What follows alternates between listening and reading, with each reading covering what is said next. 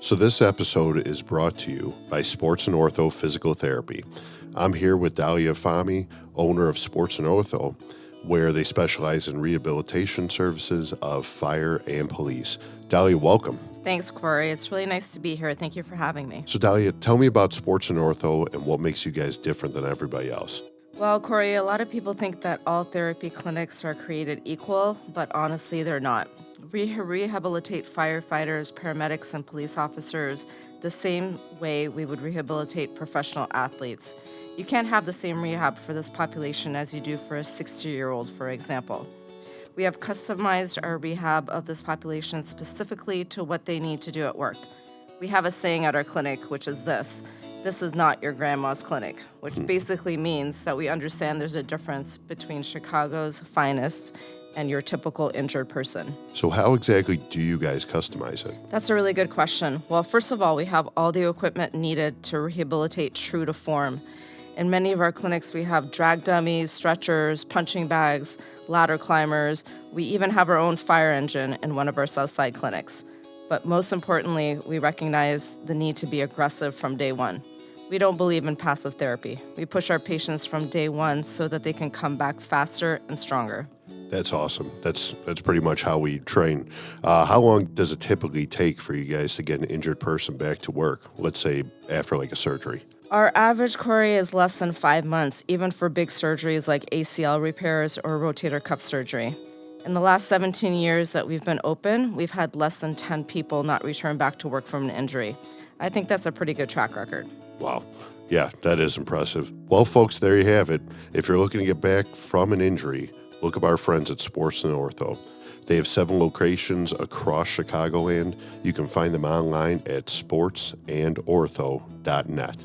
Thank you, Dalia, for being here. Pleasure was all mine, Corey.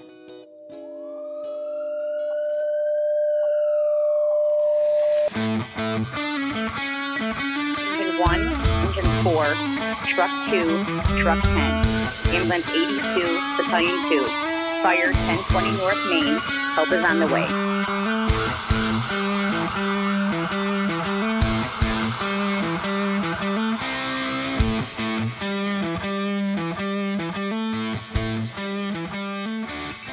Okay, well, welcome back to Chicago's Bravest Story.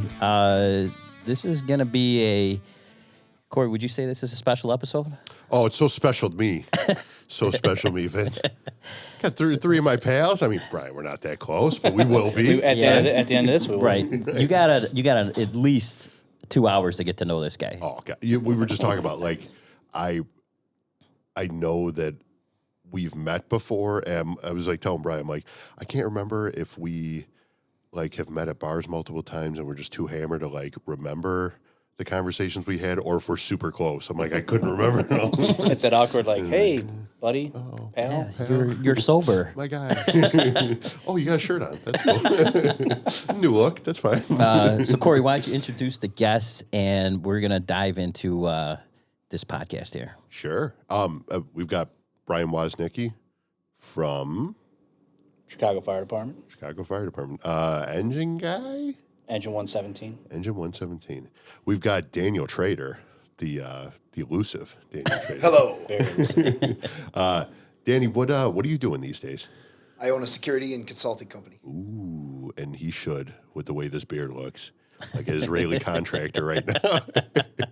I actually brought my Israeli contractor ball cap. My wife was... And then we've got Alfredo Caballero, lieutenant for Buffalo Grove. Buffalo Grove. And Union President. And Union President. New Union President. Steve would be proud of you. Yes. Yeah. He's giving you a standing ovation as we speak. Yeah. With Well, but yeah, so we got a bunch of guys, a bunch of great guys. This actually started off with, Brian, you and I were trying to get this done for a while. You were having some, hesitations about coming on, and That's an understatement. Right, I kind of twisted your arm, and mostly because Vince's guys at the firehouse nicknamed this place the Bang Shack. So he's like, Dude, now you just can't do leave. Thursday morning. Yeah. Turkey Mac and the boys in there. And, Did they really name this thing the back? Is that why I'm sitting furthest from the door right now? That's why Corey has no problems with his back to the door. now you can't leave. So Brian and I were trying to, we wanted to do this, get this together, and then Corey made a couple phone calls, and you guys know Brian is better than I do, and Brian and I go back from our old part-time job. We'll just leave that. Recently We'll just leave that there. Recently retired. Right. But I want to, you guys all have military background, and we're going to kind of dive into the military stuff with Brian before we actually get into the firefighter stuff. So whenever you guys want to chime in and ask a question, please do. That's why we have you guys here. And we're going to probably have to wind up doing an episode with just you guys too. But, we didn't want to miss the opportunity to get you all together here. And, Brian didn't know you guys were coming here. So this was a surprise. And Alfredo, when you walked in, he knew that Danny was not far behind. I'm not sure that says good things about it. Well, they walked in and said, "Did you see Alfredo?" And I was like, "Wait, what?" Because he goes, he doesn't know yet. And there's only two. One of two people that I know. And I saw you walk in. He goes, "Well, there's another surprise." I'm like, I already know the second surprise. Right, Corey walks in. He's like, "Did you see Alfredo on the way?" I'm like, No. He doesn't know. And Corey's like, do you want Alfredo? We're going to order some food. It's cold, so a nice hearty meal would be good for... So you guys, welcome to Chicago's Bravest Stories. We really appreciate you guys coming on, and I'll cheers to you guys coming here. boys. Hey, cheers. Cheers. Thank you for having me. Bri, thank you very much. So Bri, let's dive into it, because I'll tell you what, I probably haven't done my homework this thorough with any other guests. I mean, I got 5 pages of notes. We got A couple Polaroid pictures in there too, I think. Yeah, well, there was a picture that I got sent of you that I want to put up on our Facebook, but I was like, I better ask Brian's permission for it. It is a wound that you suffered. I already know. No. All right, we're definitely putting it on. It's a wound you suffered in college. It was type of drinking party. Well, let's go all the way back to where'd you go to high school? Notre Dame. Well, started off at St. Pat's and then transferred to Notre Dame. Okay, and the interesting thing about that is that both your mom and dad were both CPD at the time when you were growing up. They were both police officers for the Chicago Police Department, right? Yeah. And I know we talked that your dad was in that special unit back in the day of CPD. Yeah, at the time it was called either gang crimes or special operations. They keep changing the name. But they, for crazy reasons, they disbanded that group, and I guess they multiple times. They were something about being too effective. I don't know. It's something like that. But I also found out an interesting story about you growing up in high school, that because your parents were CPD, they you just throw against the wall, Brian. they actually used to breathalyze you when you would come home on a regular basis. Yes. So his mom would get like these kits, and when he'd come home, he'd be like, "No, I wasn't drinking," and his mom like, "Oh yeah, well here, blow into this thing." Something like her friend was involved with inventing it, so she had like a bag of these things. These little tubes that you break, and the crystals change colors if you have any alcohol in your system, breath whatsoever. Well, they worked. They were effective. I guess that's She really was just using like glow sticks, screwing you Oh, every look, time. tested positive Oh again. yeah, it's a breathalyzer. Like, yeah. It actually got to the point where I'd walk in and be like, "I know, don't waste it. I'm drowning." Right, don't crack it. You win. Well played. So Northwest Side guy? What's that? Northwest Side guy? Yeah. Growing up? Lower Park. Oh, nice. Yeah. There you go. Get that Dan, you beer can going. talk. Get that beer. It's okay. Right, you can say yes. Give me that. So, Brian, 9/11 happens, and you decide to join the Marine Corps. Yes. Is that pretty much now? Why the Marine Corps as opposed to any other branch of the service? Well, that question takes us, like way further back than when I was a little kid. Just looking up to my uncle, he was a Vietnam veteran, and he was always like the cool guy, but he was also kind of messed up, so he was like scared the shit out of me, growing up. And but I always looked up to him. He was the Army. a Vietnam vet. Yeah. And he always had like the VFW magazines and the Foreign Legion magazines, and I'd look at him as a kid.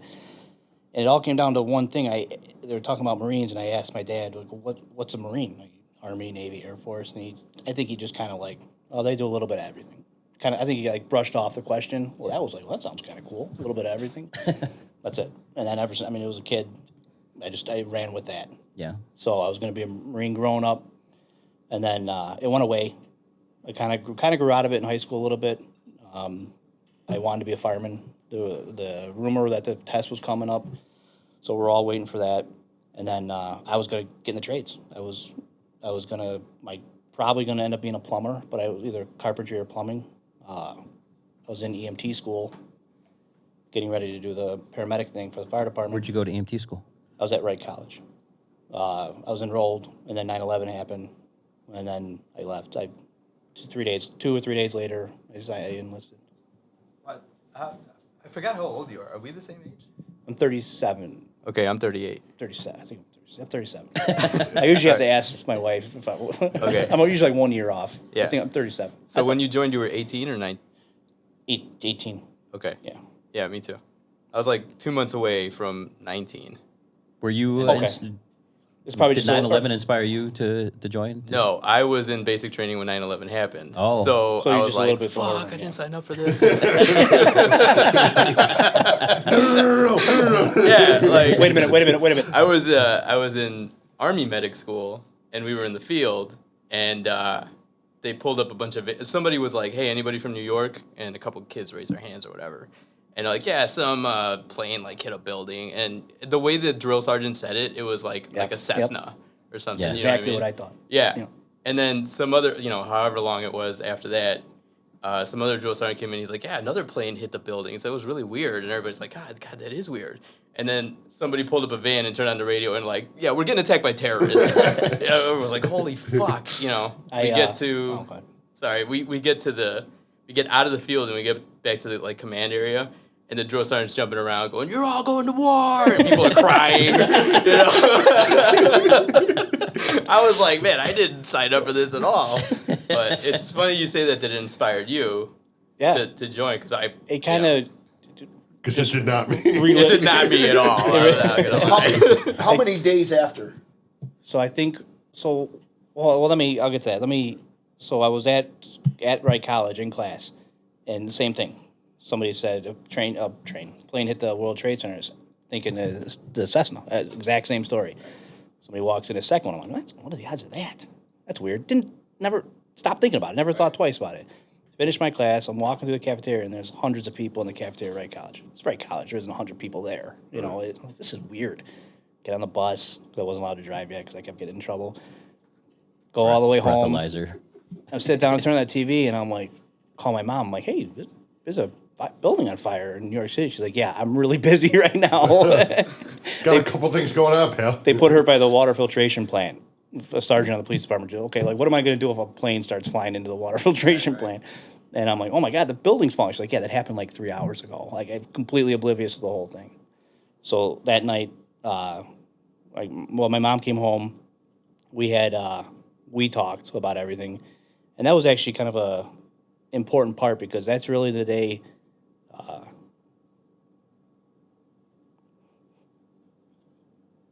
You want to move on to something else? Yeah. Okay.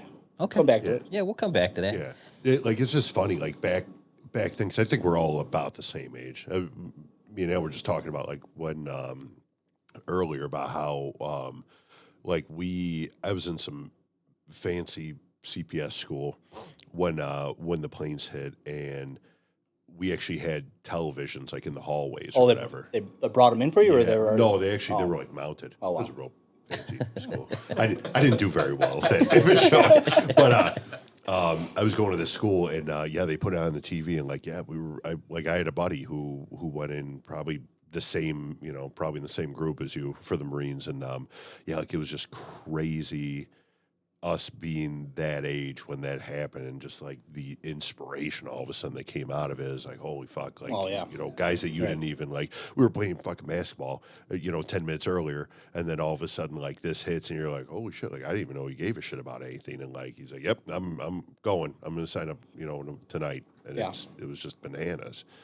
Now, Dan was, how old were you? He was already in. 47 He was already in like 20 years. Yeah, When and that- really? then you went back because of it, right? So you were actually- also inspired, unlike me. Yeah, It was a piece of crap. I actually have a good Waz's mom story Oh boy. Oh boy. from before this. Oh, I thought it was gonna take a while before this. No, I know exactly where this is going. This is good. This is the third surprise. So, By the way, I'm your father. no. You owe me a lot of money. I joined the Army in 1985, and I got out of the Army, the first enlistment, in 1996, and I worked on bars on Division Street, and I was on. This is real small world stuff right now. This is- I was first a bouncer and then a manager at Mother's, and little D was the OIC of Division Street, especially on the weekends when they block off the street and they have everything run open. And it was His mom? Yeah. Oh, okay. She's a sergeant in 18th District. No so she shit. had Cabrini Green and like the Gold Coast bars area. So. Jesus Christ. so every once in a while we get a little too rambunctious, ejecting somebody up the 19 steps of Mother's, and then his mother would come on, and one time she grabbed me by the ear. What are you doing? And she's this tall. What do you think you're doing? And really straightened me out on she was something. Jesus Christ. 9 years you already put in? I joined in 1985 in what's called a split option contract. So I went to basic training in between my junior and senior year of high school. And then I graduated high school, and I went to AIT, Airborne School, Ranger School, and I was in for 10 years before any of this happened. So I got out of the Army. I was going to college at Roosevelt University. Yeah. And I managed my way through college, basically working in bars. I did construction. I did retail. I did every job you could imagine. I didn't even know about that. Yeah. And so 9/11 happened. I had a girlfriend and a wife on the side. And I mean, listen, It is guys, what it is. Listen, Danny, guys, no? if you could see Dan Traeder, I mean, goddamn, I'd be the girlfriend on the side for sure. so It's surprising he only had one girlfriend. That's what I'm saying. they might listen to this.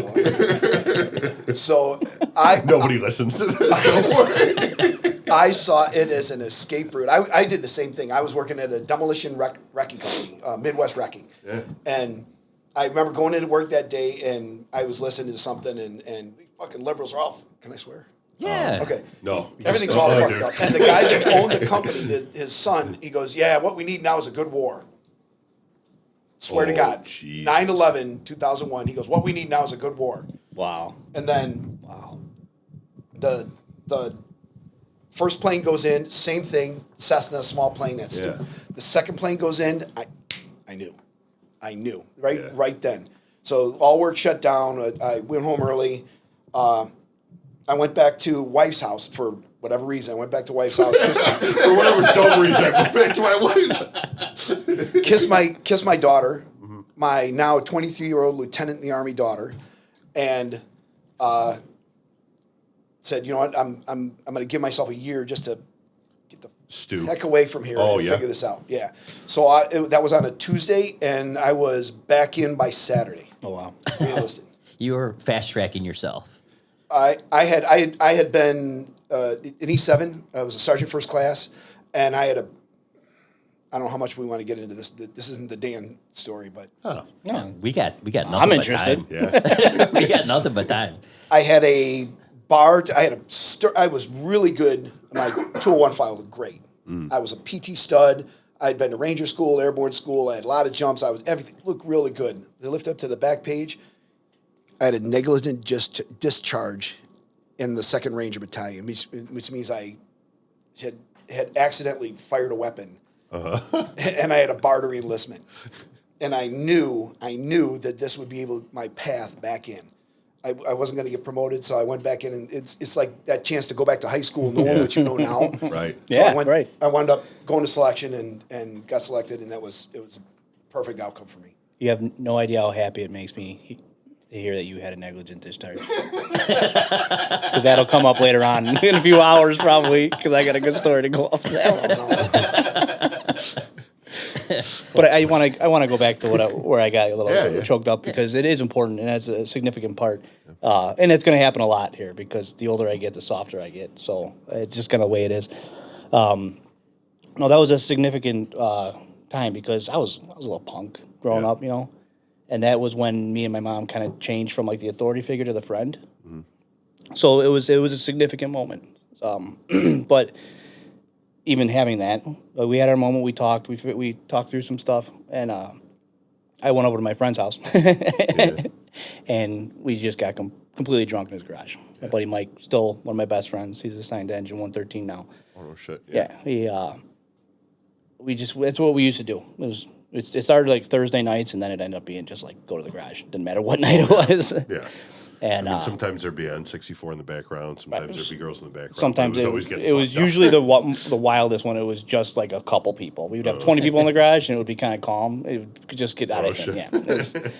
But when we were talking about it, and we would argue back and forth about him not joining, me joining. Are we going to do this?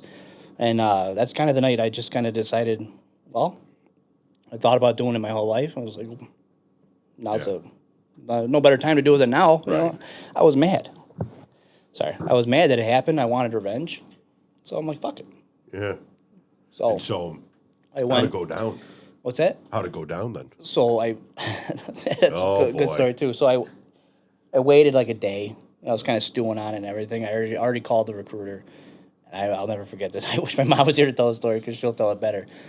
A long time ago, my mom worked in D.C. for about a little over a year. She was an investigator for the Clinton impeachment hearings. Okay.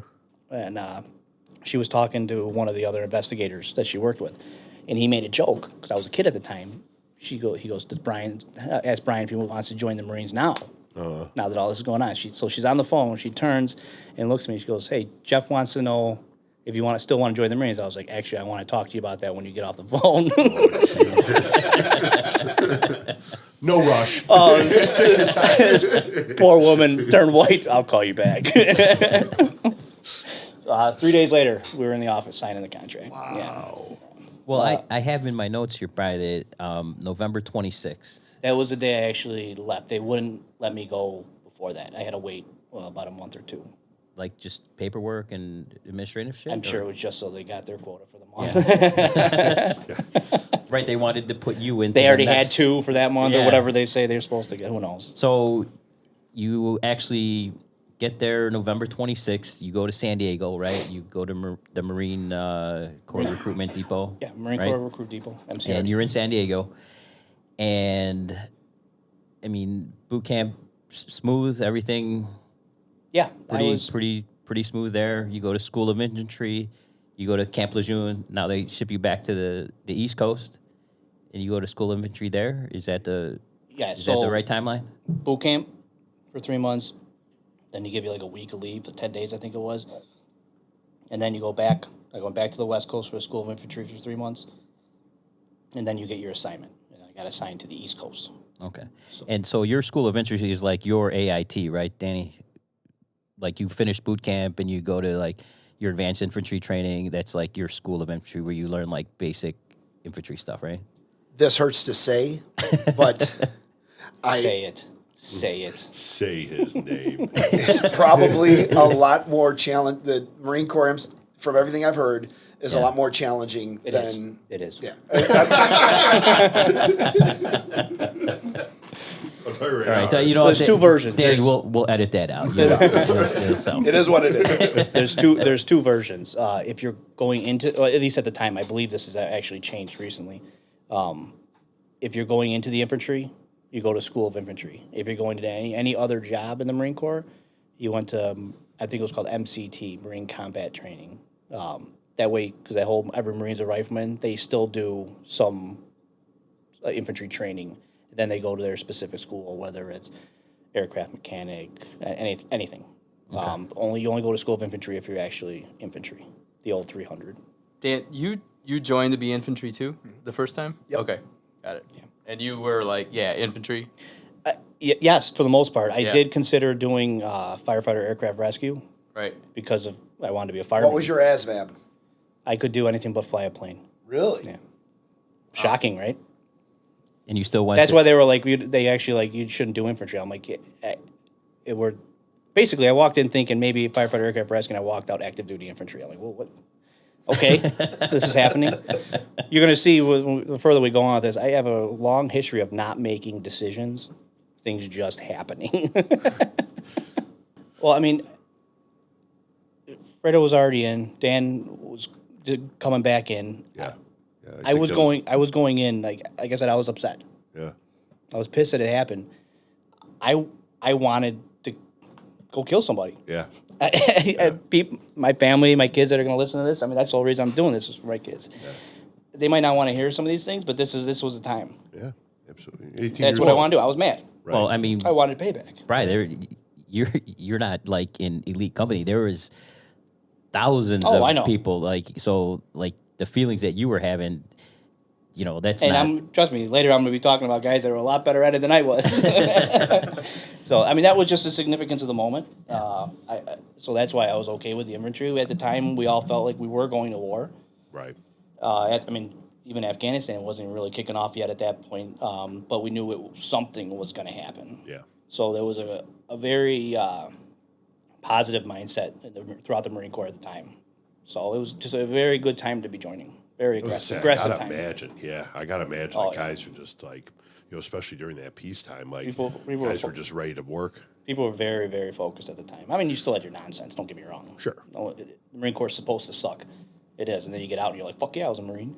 It was awesome." That's how it's designed. Yeah. They drive you crazy, and then they take the leash off, and then they whoa, too far. No. Second bottle, Jameson. Well, you didn't really go down that path of go in, graduate, and then so it took to 2003 before you did your first deployment. Is that right? Yeah. So from the time you left boot camp, like a year and a half or something like that before you actually. Now, how did you wind up getting deployed? Did they just send you were with what unit at that time, and then they said you guys are going overseas? So I got after School of Infantry. I was sent to 1st Battalion, 2nd Marines, assigned to Charlie Company. The first thing we were signed up for was do a MU, a Marine Expeditionary Unit. It's a scheduled 6-month deployment. You do some training stops, some liberty stops where you can have fun. It all depends on what's going on. It's all designed so you're like a ready reserve kind of thing. Anywhere around the world, the Marines can respond faster. We were signed up for that, started the workup. At the time, growing up, I always thought it was cool that I wanted to be a scout sniper for the Marine Corps.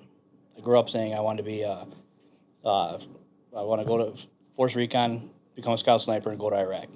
That's what I said because of the Gulf War and everything. I didn't understand the significance of what was about to happen, but it seemed cool at the time, right? It was also a pretty cool title. So I befriended some guys. The State Platoon, the Scout Sniper Platoon, came and talked to us when we first got to the unit, and I thought I couldn't sign up because I think it was sharpshooter in boot camp. I had never shot a gun before the Marine Corps. Really? Yeah, never. So this is all completely new to me. And they kind of tone it down because it's an important part of boot camp, actually teaching you to shoot. So I never signed up. Afterwards, I realized one of my good friends, certain names I'm not gonna say because they're still active, but he joined up and he actually shot marksman. It's a step underneath. And I was like, well, how did I do? He goes, I explained to him I'm a really good shot. It was boot camp. I screwed up. I'm like, you got to be kidding me. So I befriended some of them. I started studying like crazy. I talked to the chief scout sniper. I said I'd like to interview. So they had an interview. I did the interview. And actually, during the interview, I know this is kind of a side story. I'll bring it home in a second. Bear with me. Because this is funny. One of the questions they asked me is, if you could be an animal, what would it be and why? Now I'm trying to fire off these answers. Like I can't wait for this answer. And I got 3 guys. I got the platoon sergeant, the chief scout sniper, and the platoon commander, the officer, sitting there, all the pad of paper taking notes. And I go, so if you could be an animal, what would you be and why? I said, a dolphin. Just like that, right away. And I was like, oh, God. I'm like, please tell me I didn't just say that. You lock eyes. For sure locked eyes. No, they were looking down. But not only that, but an angry dolphin. So they're looking down. Is there a unicorn dolphin? They're right on their pads looking down. They all 3 of them go like this. They lift up their head and look at me, and I'm like, oh, this is it. And then it hit me. I used to like dolphins when I was a kid. I don't know. I panicked. I panicked. Have a backup? I said, well, because they can kill a shark, and they're the only other animals that have sex for fun. And all 3 of them nodded their head like, that was a good answer. That was a good answer. Can't fault the logic, that's for sure. Well, it worked. Something every day. It worked because they accepted me.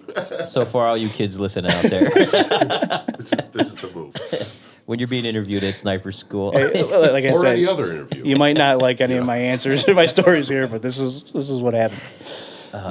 golden Brian. So it worked. They accepted me, but the problem was my platoon, my company wouldn't release me from the manpower. So it was a big to do. Well, then everything changed. Everything shifted. It went from the MEU. Now we're going to Iraq. We're an Iraq platoon, or an Iraq battalion. So it wasn't going to happen. They flat out said, we'll revisit this when we come back. I didn't have a choice. Like, okay, so we'll revisit it. Do you remember, what did Iraq look like at that time? Wait, we're not there. We're gonna get there. Okay. We're almost there. Yeah, we're almost there. Sure, yeah. No. The Premature story. we Definitely known for that in all of Chicago. you're the guy. Legend. Where was that? So they won't accept you. They won't take you because your second battalion won't. They won't release release me. Yeah. So they started the Iraq workup. Started doing the training. So how long was your workup before you deployed? I'd be guessing. At the time, Did you do your workup in North Carolina? yeah. Okay. We started doing the workup for the MEU, and it just shifted to an Iraq platoon. It was typical regular infantry workup. It wasn't anything. Yeah. At the time, No, it wasn't no- anything geared towards Iraq because No nobody knew special what it was. training, just your run-of-the-mill Small workup. company maneuvers, Yeah. contact left, contact right, that kind of stuff. It wasn't anything special yet because nothing had been established for that theater yet. Right. We haven't been there yet. And then now we're there. Okay, Deployed. so we went to Kuwait. Then they say, all right, you're getting on a plane, you're floated. being deployed. We first time we went by boat. Oh, you took a boat over there? Yeah. No shit. The Navy. Yep. Wow. USS Ponce. Okay. So we floated over there, and about a month. So we did some training on the boat, a lot of classroom stuff like tank ID, enemy aircraft ID, enemy tank ID, friendly aircraft ID, which is going to be significant in a few minutes. Oh boy. And so is this? Are we now at March 2003? Not yet. Not yet. Probably in what's before March. Okay. January, February. What? Real quick.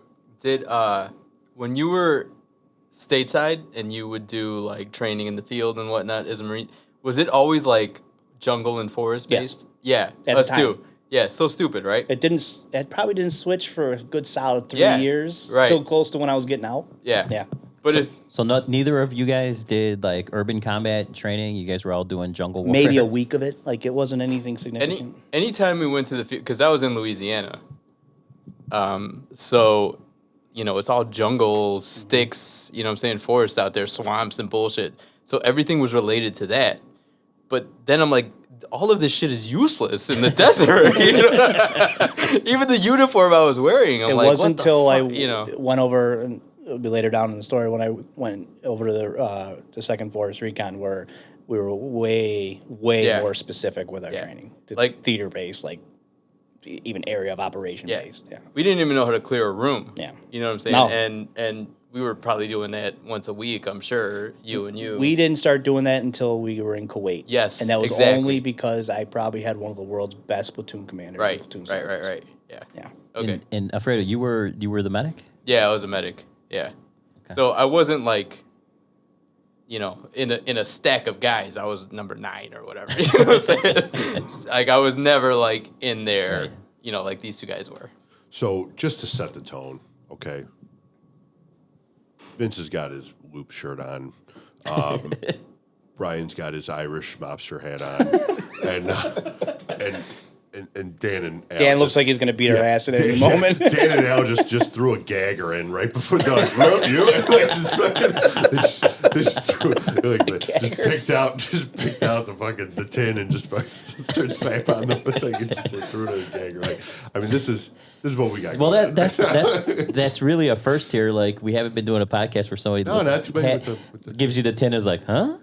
Yeah. You were never a smoker, right, Dan? Just the cigars. Yeah, I was going to say. Did you smoke? Oh, yeah. Yeah, me too. Yeah. Did you? Yeah. There was a time. I didn't know that about you. Really? Yeah, dude, I would smoke Newports with the bros. You know what I'm saying? Yo, we would play spades and we would play for Newports because that shit was a premium. There was a time where I'd have a dip in and smoking a cigarette. I'd probably over 2 packs a day in theater, Right. not at home. This was Right. in Iraq. Right, when you said that we were going to get sidetracked a lot, you were not kidding. You were not We kidding. haven't even gotten into the good stuff yet. No, we haven't. We're at the top of my notes still. I'm still in the first paragraph.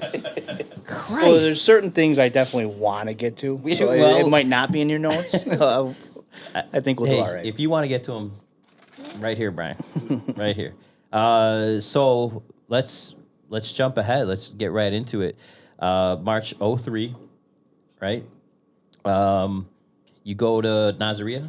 So I got to tell. How do you get to Nasiriyah? Yeah, I have to tell us Yeah. significant part before that. Okay. It was beginning of the war, day or two into it. I don't even know at the time. Everyone's paranoid about gas, mop suits, gas masks, torture. Did you do the whole lead up in Kuwait, where you sat Yes, around it there was- forever? if Okay, I- that's it. Yes. This is I'd a be big guessing if part, I told you how long. Yeah, I mean, I want to forever, say forever. possibly 3 months. I don't. When did you make the push into Iraq? At the beginning of the war. Which was what I month? think it was in March 19th, 20th. Okay, yeah. So I was like right behind Whatever the you. initial line of departure was. Yeah. You guys took Baghdad and all that, you know. No, not we never we we stopped right Right, after. well, Well, This is I a mean, significant you stop went on from the way to Kuwait Baghdad. to Iraq, Yes. and then did your thing. Yeah. And we were like a month behind you guys, Okay. which is funny because we were probably at the same goddamn sure. camp. I'm yeah. sure we were. Dude, that's crazy, man. I never even knew that. Small world stuff. Yeah, for real. So they spent a significant amount of time in what was that movie? The Jarhead. similar to that, where they were just sitting in tents in the middle of the desert for how long? I don't want to over exaggerate. I honestly- 2 months, 3 months. Oh, you think Three Kings? There's a bunch of movies like that. I Where honestly they, wouldn't say it could have been up to 3 months. yeah, where they just sat there and Right. sweltered and did bullshit drills. And I've heard this same story from everybody that did it. Yeah. That they just sat there and stewed. So by the time they let them off the chain, Yeah. It was Yeah. madness. The only thing we had with us, and it was strictly because of my platoon commander and platoon sergeant.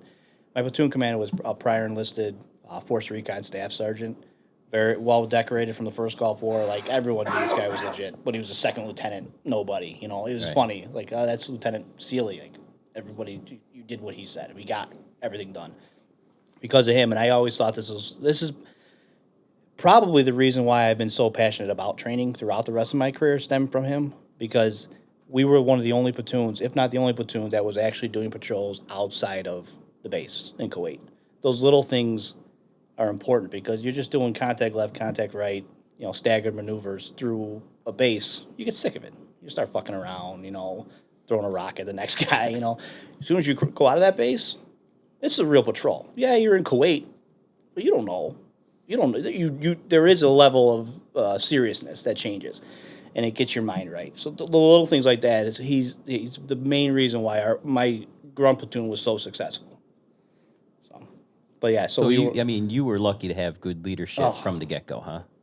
good leadership from the And it was because this guy had company level down. this guy had battlefield experience. Yeah. He was already awarded, I believe it was a Bronze Star and a Purple Heart from the first Gulf War. Yeah. Yeah. Okay.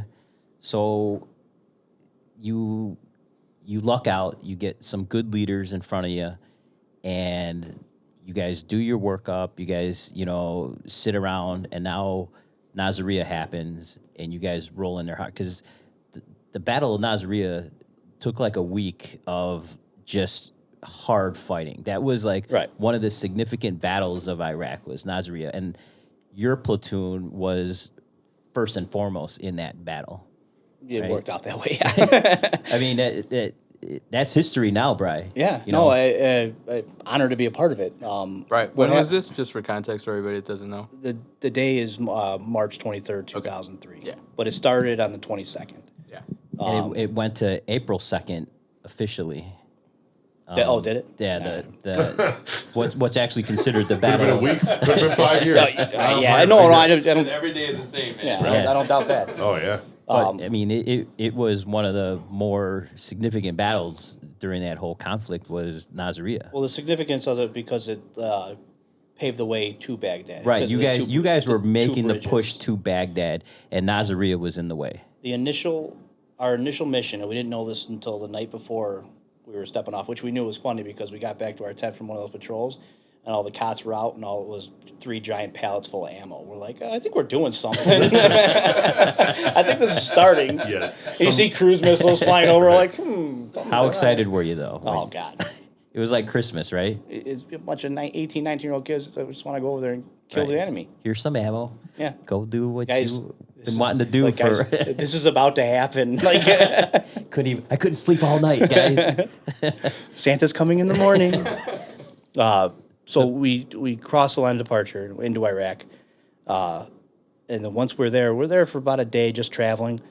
Are you guys in platoon strength now, or like division strength? Like, how are you moving? Probably regiment. Regiment? Okay. Huge maneuver. I mean, Yeah. vehicles as far as you can see them. We were towards the front at the time because our mission all along was the North and South Bridge in Nasiriyah. Our mission was not Baghdad. My battalion, our mission was not Baghdad. Our mission, What were you in? 1st Battalion, 2nd. No, what vehicle? AAV and Amtrak. Amtrak's, okay. The track vehicles Yep. that can float. Supposed to float. Well, unfortunately, there's a recent incident. So day 1, day 2-ish, the time, forgive me about the time, it's kind of hard to remember. That's part of the reason why I'm doing this. We got word. We were dug in defensive positions for the night, and we got word that the Army had just got ambushed, and there's people missing and people captured. In front of you? Yes, a convoy got lost. Okay. Went straight when they were. You know who supposed this to. is, right? No. What convoy they're talking about? I believe it's 507th, 506th, 507th. Jessica Lynch and I believe there was okay. eight other. Yeah. Okay. We didn't know at the time the Right, significance right, of it, so we were like full go, like pick up your shit and go. The bad part of the timing was the tanks had just left to refuel, so we had no tank support. Okay. This is where stuff started to go bad. All right. Excuse me. So we started pushing for Nasiriyah. We knew we were going there soon. We knew we were ready to take the objective, but we had to go a little early. So Alpha Company's mission was to take the South Bridge. I don't. One of them is the Saddam Canal. One of them is the Euphrates River. I don't remember which is which. Bravo Company is supposed to skirt around the city to the right, not to go through it, and take the North Bridge.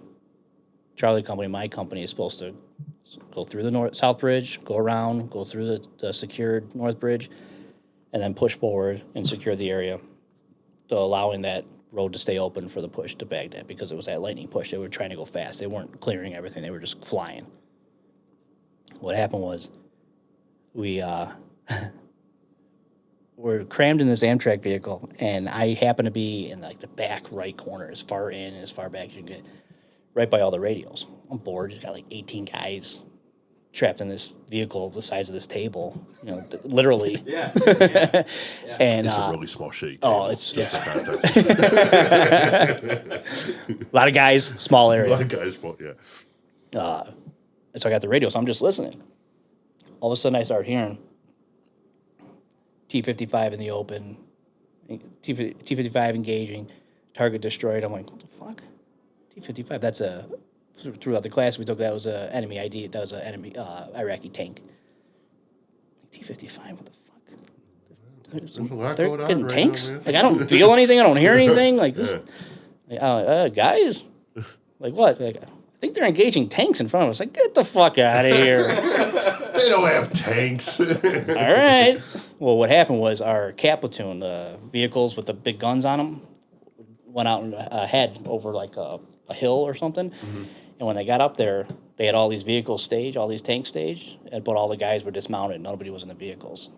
So they started just taking out all the vehicles. Oh, fuck, my Jesus. Toes? Christ, I couldn't even imagine. Toes, dragons. Toes, no dragons. I believe dragons? it was toes, 50 cal, and javelins. And dragon, you dated yourself. Sorry. You old fuck. Don't hit me. But it was like it wasn't real yet. Nothing was happening. Like nobody Because believed the me. tanks haven't We don't hear re-engaged with you anything. guys. They're trying We have to no take out tanks. his. These but are you Humvees guys- taking out tanks at this Right, point. they're trying to take out as many of these tanks before these guys get mounted. and we're flying. We're coming. And all right. So we just kind of everyone brushed me off. I'm like, maybe it's not real. I don't know. I don't hear anything. So we're going. All of a sudden, Alpha Company starts taking the South Bridge, and they hit contact. I don't know any of this at the time. This is all stuff I learned after the fact. Mm. Bravo Company goes through the North Bridge, goes right, and then all the fields to the side, to the left, to the right of the city were all flooded. All the vehicles sink. They're all stuck in the mud. They can't get around. Holy shit. So this is where Charlie Company, my company, decided. I always say it was called Ambush Alley.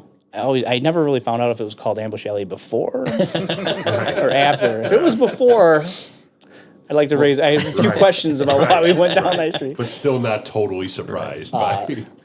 So we go past the South Bridge into the city, down Ambush Alley, and all hell breaks loose. It was, I would think, I say 16 maybe guys spitting in an AAV. I'm trying to think. Trying to think of like an accurate number. Yeah. So let's say we have 16 guys, and then there's probably about at least 5 or 6 sitting on top of the vehicle with all their, like, we usually put the saws, like the machine guns and stuff up there. And all of a sudden we cross over, and we hear guys yelling, and they just start lighting stuff up left and right. We call it the world's biggest drive-by. We're just flying down Ambush Alley, lighting up left and right. Everyone's getting shot at. And we're passing up ammo cans. Like, oh, yeah, get some. Typical Marine Corps. I'll get some. Like, not understanding the significance of the moment we're actually in. Right.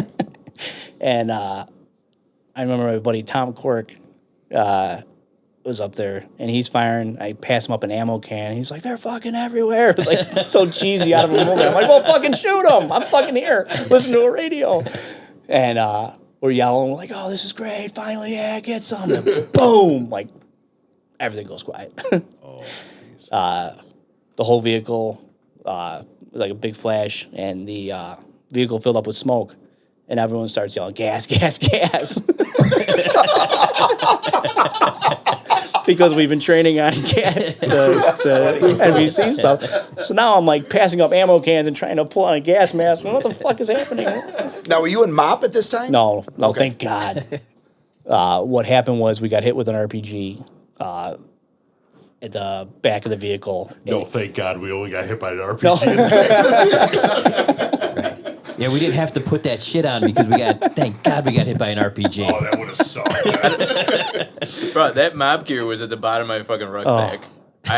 Once we were done doing training in Kuwait, I put that shit away. Oh, we had a couple gas, like on the initial push. We were just straight driving, and there's actually a picture of my team leader running around completely naked with a gas mask on. Because guys already got so fed up with putting it on, Yeah. like they could gas us and we're not putting it on. Like, yeah, exactly. So they hit the vehicle got hit with an RPG, and it set off. We think definitely 1, maybe 2 of our shoulder fired rockets inside the vehicle. So 3 or 4 guys got wounded at the back of the vehicle. I'm towards the inside front, so I didn't get hit yet. So now the outside of the vehicle's on fire. Guys up on top are still firing at all the targets on the left and the right. Is the vehicle drivable at this point? It is. Okay. Thank God. They just hit you in the sweet spot in the back there. It just got through. Yeah, I don't know how low or where. I couldn't guess because the But vehicle. you're still mobile at this point. Yes. Okay. So we're flying through. We made it all the way through Ambush Alley, and we get to the end. And then I remember a platoon commander opening the back hatch to the AV. He's like, "Get the fuck out!" Like, great idea.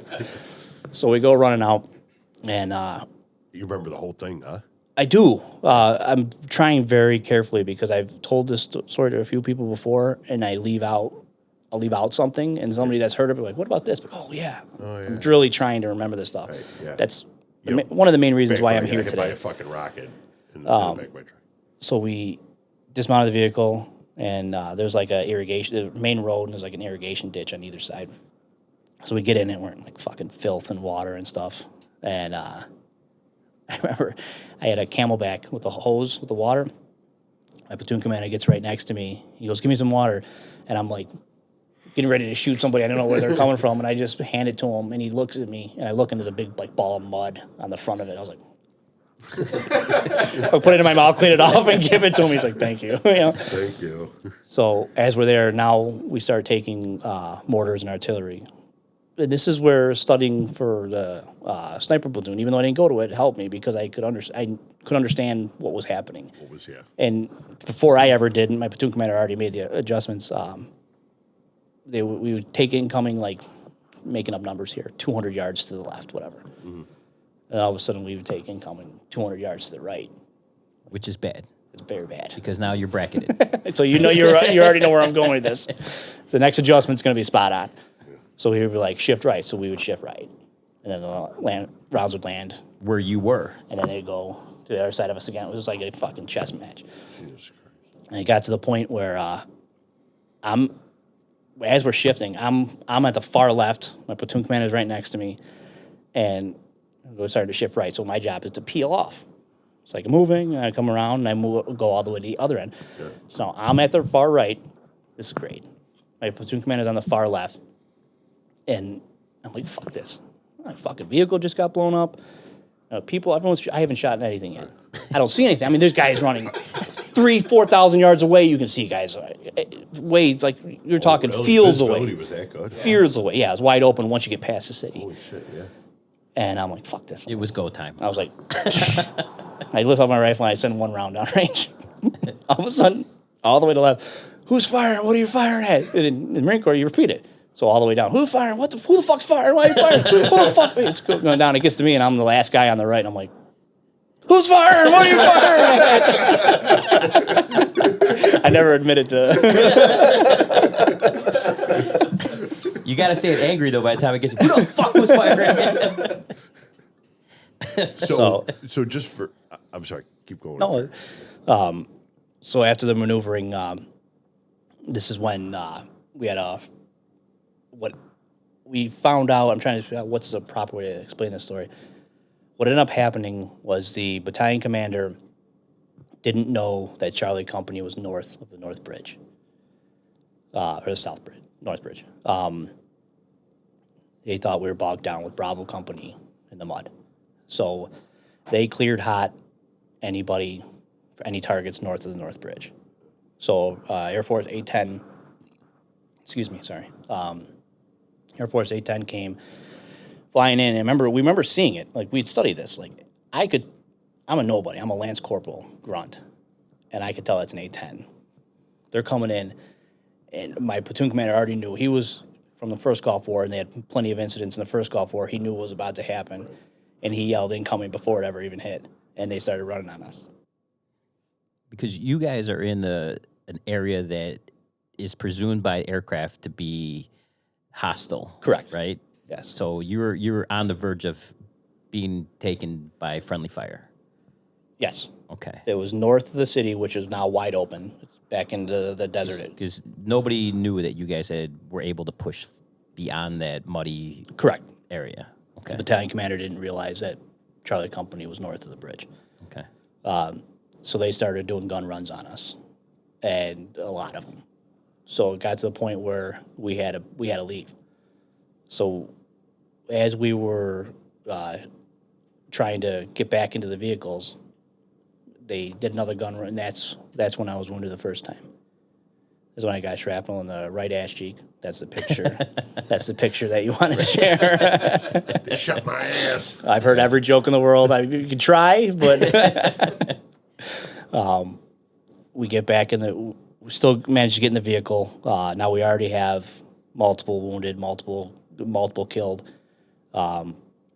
Is this all from friendly fire at this point? At this point, yes. Okay. Now there's 2 vehicles loaded up with both wounded and Marines. How'd you guys get out of that blue on blue situation? How do you? We're not out. Yeah, we're working on that right now. So, okay, it sounds like a really bad decision when you say it again, like after the fact. We got back in the vehicles and we drove south back through Ambush Alley. This is the better option. Well, It's as we're going, there's 2 vehicles. There's still the A-10's still running on us, and I can't even describe it. You hear like a machine gun. It's like a da da da da da da da. There's so many rounds. All you hear is a wah, like it's a humming. yeah. And you can feel it in your bones. It's nothing like you can ever imagine. It's just a vibration. And apparently they didn't realize the American flags and the orange air panels on our vehicles. Like, hey, those Iraqis stole American flags. Get them. Let's kill these guys. Let's kill these guys and find out why. And Brian, you guys don't have like a forward controller or anything like that with you guys, No, right? So there's nobody who can make direct contact with these aircraft. My platoon commander is working on it at this time. Yeah. So in your whole company, do you guys have a forward controller? Not in the grunts, no. Okay. Not in the regular infantry. As we're going south, now we start taking fire from both sides again, from inside the city. And then the guns, A-10's still running on us. Well, they hit one vehicle, what I think they're called a Maverick missile. I don't know for sure. Now they didn't do guns anymore. They shot a rocket at it, or missile, whatever you want to call it, and it was a catastrophic kill. Took out the whole vehicle. They hit our vehicle. I don't know if they hit us with a Maverick or with the guns again, but it was just a mobility kill. My vehicle crashed into a wall. So we bailed out, threw our wounded over the wall, and held out in this one house. I don't know how long. It felt like fucking days. I think it was an hour or a couple hours. I don't You really guys are don't know. still 20 guys strong at this point? No, I say more like 10 or 12 at this point with wounded. And now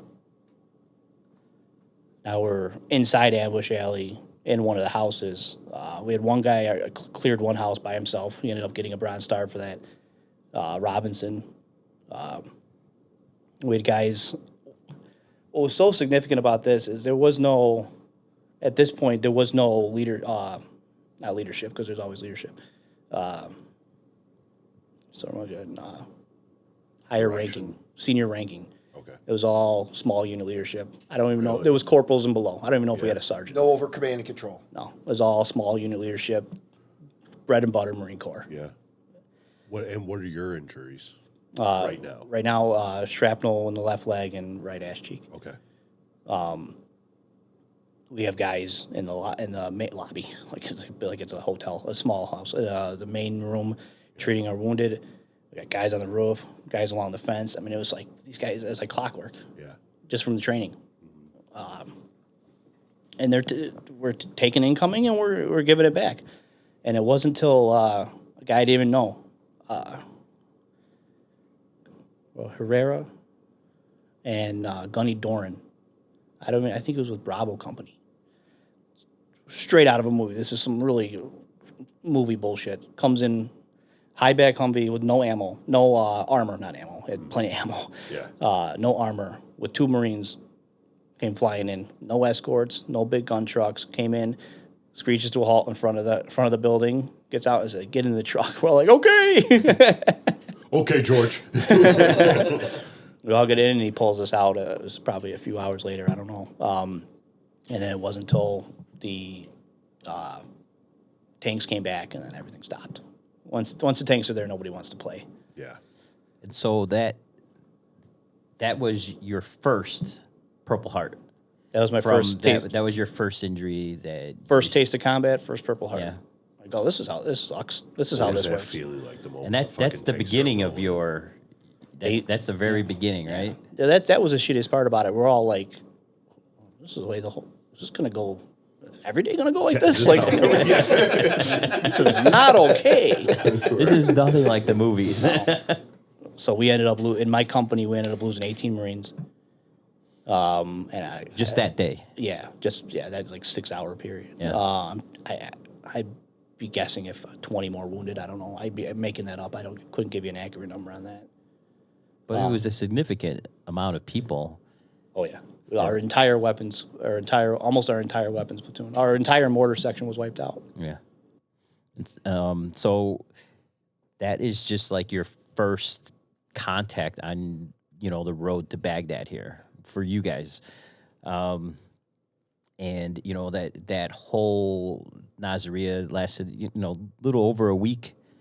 And, yeah, because after that, it turned into like the clearing the houses and stuff. But my company, we were kind of pulled off for a little bit and kind of like regroup. Let's go in defensive positions and hang out for a bit. Yeah. You guys, So you guys, did you guys stay there, or did you? Yeah, fall we were back, we were or- dug in around Yeah. Nasiriyah. Yeah, Okay, so how long did you stay there?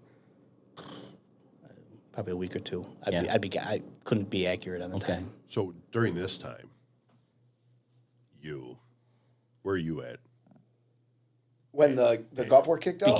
Beginning of Iraq. Yeah, Beginning of Iraq. I was in... Because you've already been in Afghanistan at this time. No, I have no? not gone yet. No, Oh. I didn't go till My late. time I was was in school. You were. I went so to- you weren't even there. I went to selection, and then I went to the 18 Bravo course, and I went to dog school. I think it was a language school. Okay. Bullshit my way through language school, and it's all started. Yeah. I believed in my... Can you explain to them dog school? Yeah. Yeah, I wound up lucking into a program, the Special Operations Dog Program, Canine Program. I was a We were a handler, right? I was a dog handler. I was a dual purpose dog handler. So I went to that school. The first one I went to was in San Antonio, Texas, and then I went to another one in between tours in Indiana. At this point, because I know there was a transition of the type of dog. What type of dog were you working with at that time? We had all single purpose labs and they called floppy ear dogs, beagles, dogs that were just supposed to go out and find the IEDs. We did very little bite training at that time. So while you're in the middle of the bullshit, Bri, like they're gathering that intel to train for what they're looking for with you, Danny? There's a huge disconnect between what they're doing and what we're doing. Oh, really? Yeah, huge disconnect. We didn't. I was completely unaware of what they were doing. That we didn't get any lessons learned from them from that phase. From what we did. it wasn't even the insurgency wasn't even a thing yet. It was just your general war going on. It was just conventional warfare at that point when you guys were there. I had a completely different experience. I was in the same places, different times, completely different experience than both these guys. Yeah. They haven't even started with the what do they call those guys? IEDs. Yeah, that wasn't a thing yet. The roadside bombs and all that. Yeah, they haven't even started with any of that stuff yet. This is I was literally gonna the say, initial push. And Al, you're right behind, right?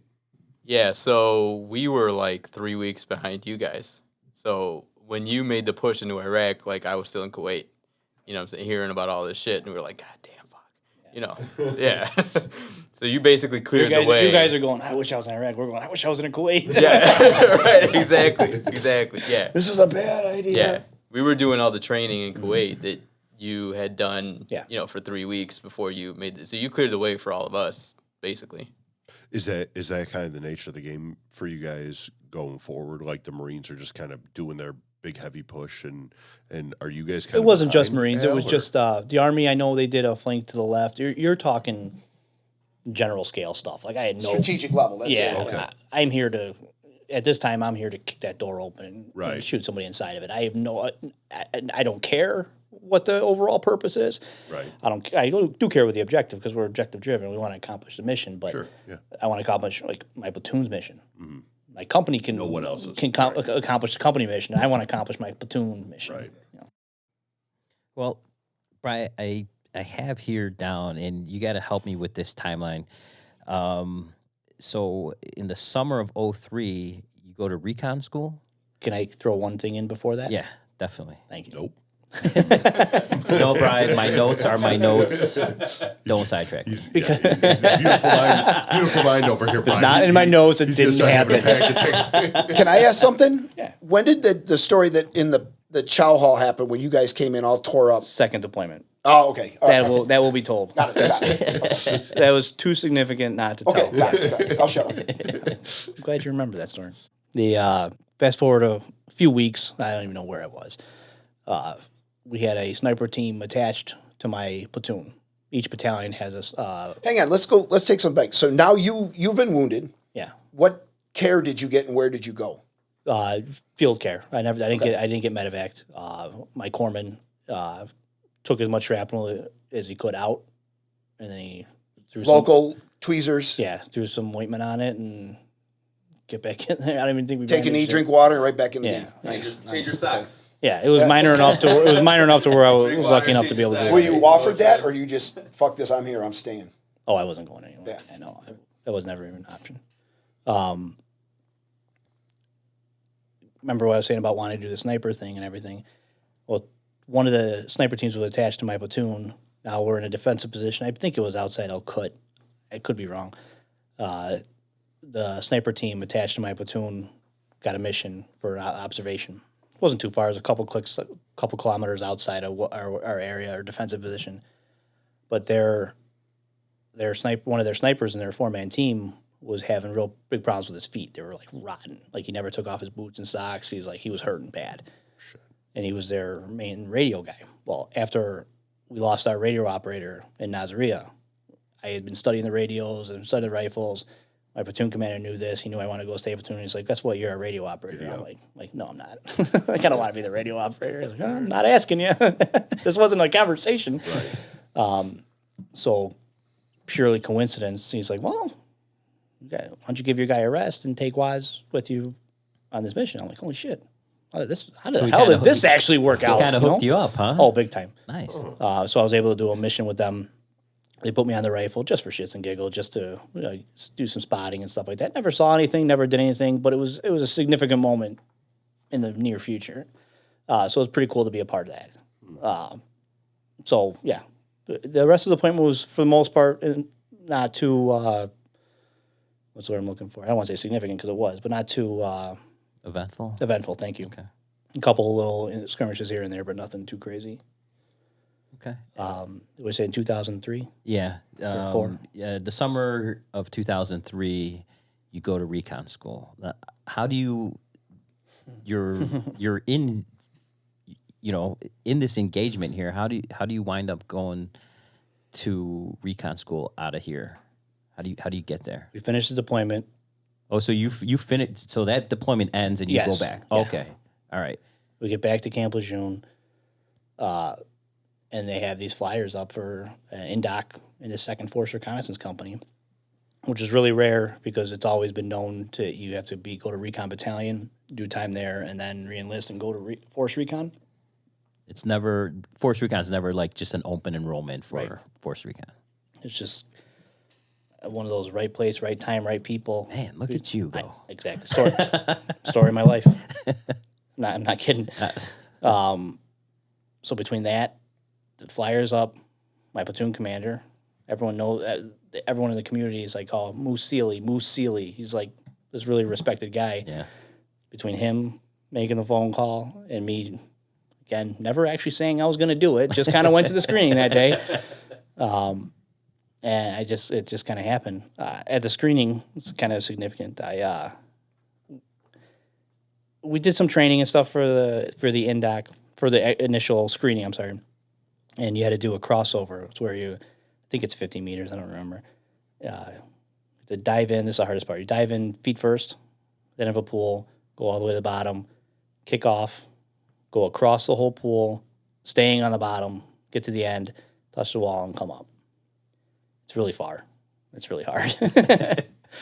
First time I did it, I made it all the way, but the entire time I didn't realize it. I had my eyes closed. I was going up on an upward angle. So I got to the wall, and I was like right at the top of the water. And so one of the instructors, Eden Pearl, well,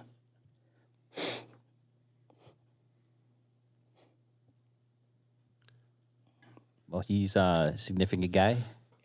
Yeah. He started laughing, and he's like, you failed. I'm like, what? What do you mean it failed? I didn't say anything. I didn't respond. He's like, do it again. Like, okay. I'm like, what the fuck did I do wrong? I didn't realize I was going up. Yeah. So he pulled me over. He explained it to me. I'm like, okay, you could do it again. And he goes, ready, go. I'm like, what the fuck? I didn't even catch my breath yet. Jump back in. I make like 10 feet. What are you wearing at this point? Do you have any gear on? They just shorts? skivvies, shorts. Yeah. Super weird question to ask. Well, I mean, No gear yet. No. This is just the initial screening. I mean, both sides? Or? And I make it like 5-10 feet. I didn't even catch my breath yet. Yeah. He's laughing. He's like, "That's it. One more try. You're gone." He's like, "Relax, bro." So he's fucking with you at this point. Yeah. He's having his fun. Right. They call him the Viking. He's like this musclehead, tattooed, red hair, red beard looking, intimidating looking dude. Like, oh man, and guy you want to please. The second you walk in the room, like, I want to make that guy happy with whatever I need to do. So get ready. I catch my breath, and I'm like, no, I don't think I can fucking do this, So I get ready. They're like, all right, prepare to cross over. Cross over. I jump in. I start swimming. Get about halfway, and I'm like, this is fucked. There's no way. I'm going. Now I can feel myself coming up. And all of a sudden, I'm getting pushed. Fuck. Eden Pearl swimming on top of me. Come on. Pushing me down. Make it to the end. I hit the wall. I coming up. I remember seeing him coming up next to me. And as I'm coming up, I remember like clucking, like trying for air. Oh, yeah. And then all of a sudden, next thing I remember, I'm outside the pool. Like, it was right at the top. And he's like, yeah, you made it. What do you know, asshole?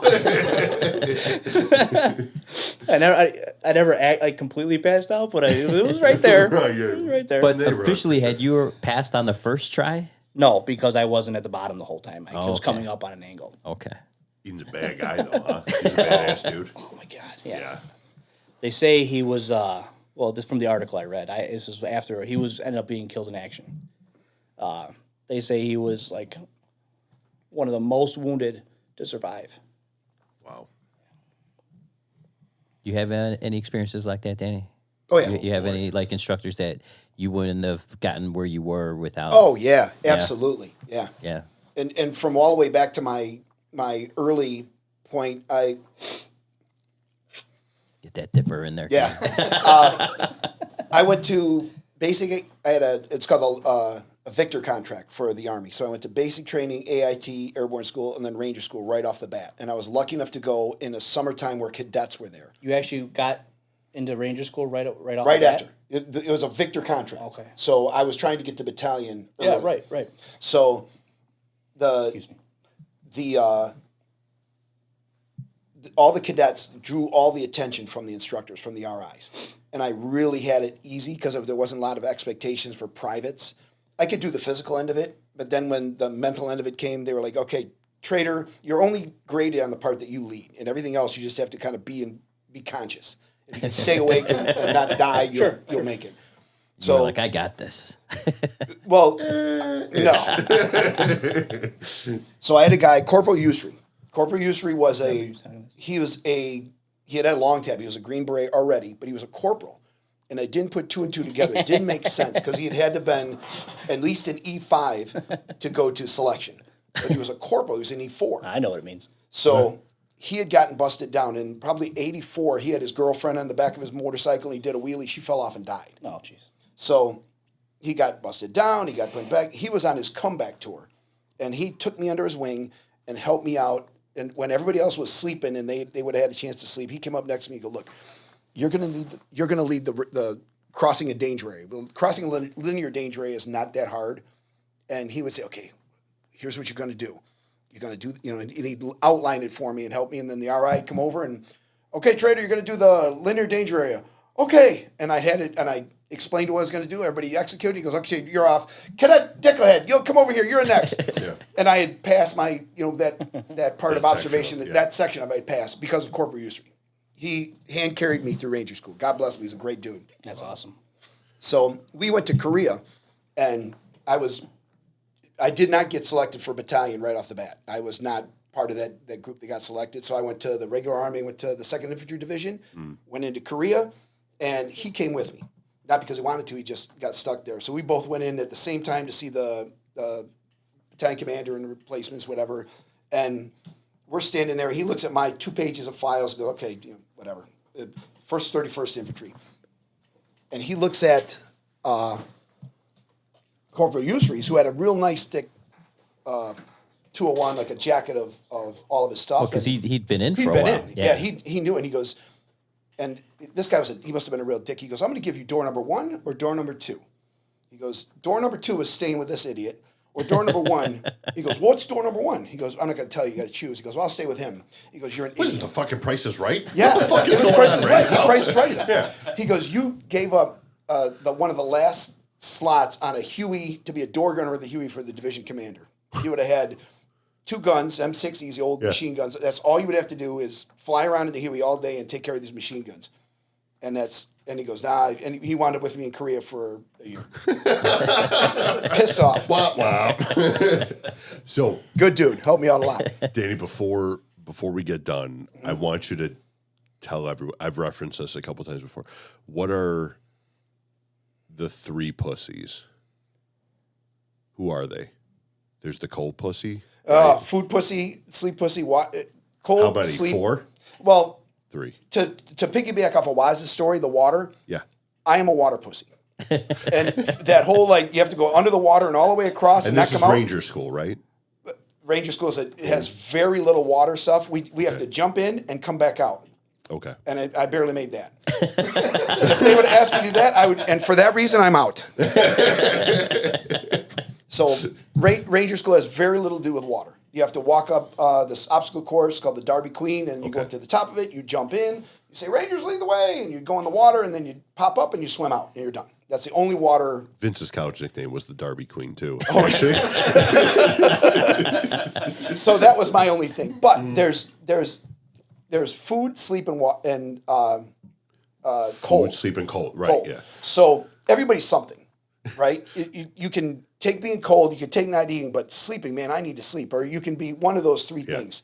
And I swear there are still pink elephants in the Georgia countryside. Because I would go so long without sleeping, and did you see that? And everybody's just, zone, just brain zombies. droning too, yeah. All right. Welcome back, everybody, to Chicago's Bravest Story. We had to take a little break. This episode is brought to you by Rescue One CBD. Go to rescue1cbd.com, and if you use the coupon code BRAVEST, you'll get 20% off their products. And again, it's 0.00%. How many zeros, Vince? That's a lot of zeros. That's more than 2 zeros. That is 3 zeros of percent of THC. It's a firefighter-owned business. They'll send you a drug test kit with it, and you can also scan the QR code because they make it in small batches, and you can actually track the batches of CBD oil. And I know, Danny, you were talking about that. You love CBD oil. You've been using it. I love it. We're gonna get you a bottle of Rescue One CBD oil. And we also wanted to thank Lost Before Arrival for our intro music and outro music and our commercial music. Andrew Knock killed it. was kind enough to come in here and record those. He came in here with his guitar, and it was actually a really cool session. We had a couple drinks, and he laid down all these tracks that we use on pretty much everything on this podcast. So thank you, Andrew. You can find him on Facebook at Lost Before Arrival. And like always, if you guys don't go to our website, Steve will be mad. So Chicago's Bravest And he Stories. studies professional wrestling, so Yeah, you're gonna be worried about this guy. Yeah. So Rescue 1 CBD, type in Bravest and go to Rescue 1, the number 1, CBD.com. And I mean, Dan, what do you like about CBD oil? I mean, you were raving about it. All those little aches and pains go away from me, and my sleep is ridiculous. Do you still have those ridiculous dreams? Yes. When you do see, It's some nice crazy, dreams, right? Yeah. It is like you wake up and it's like you've watched a 2-hour, like, colorful, vivid, ridiculous movie, and it's great. Like, I try to go back to sleep when I wake up because I'm like, this dream is too good. Do you remember ephedrine, like the bodybuilding thing when Yeah, everybody was on that? yeah. And that was, for me, that was all horror movies. The ephedrine, whatever it did, whatever. It was like watching fucking Rob Zombie's discography. It was. I had some really bad ones, and then with the CBD, I do get the dreams. They're colorful, but it's not. They're not horror shows. They're awesome. It's nice Right. dreams. So this episode not brought to you by ephedrine. No, they're the most random. Like, you would never put these things that happen in these CBD dreams, but you know they do. I mean, the reason you're having those is because you're actually finally getting like really absorbing deep sleep. some. Yeah, yeah. It's awesome.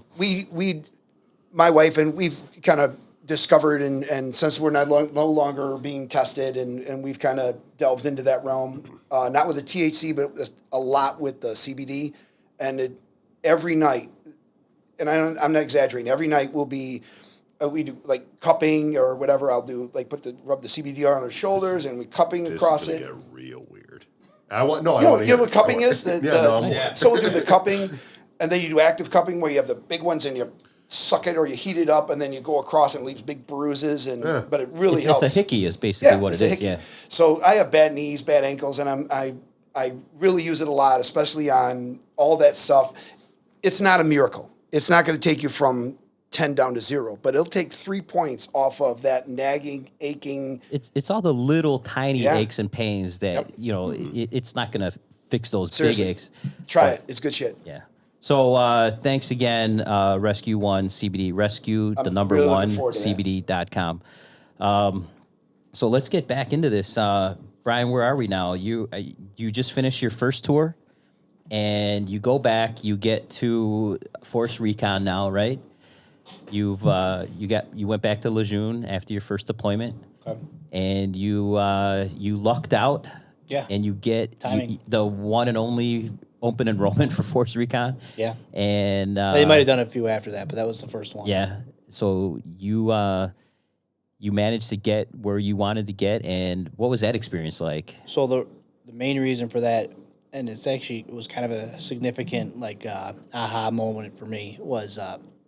I was going to sign up. I know we already talked about the screening and everything, but I actually thought about something. Remember, I still wanted to get in the sniper platoon.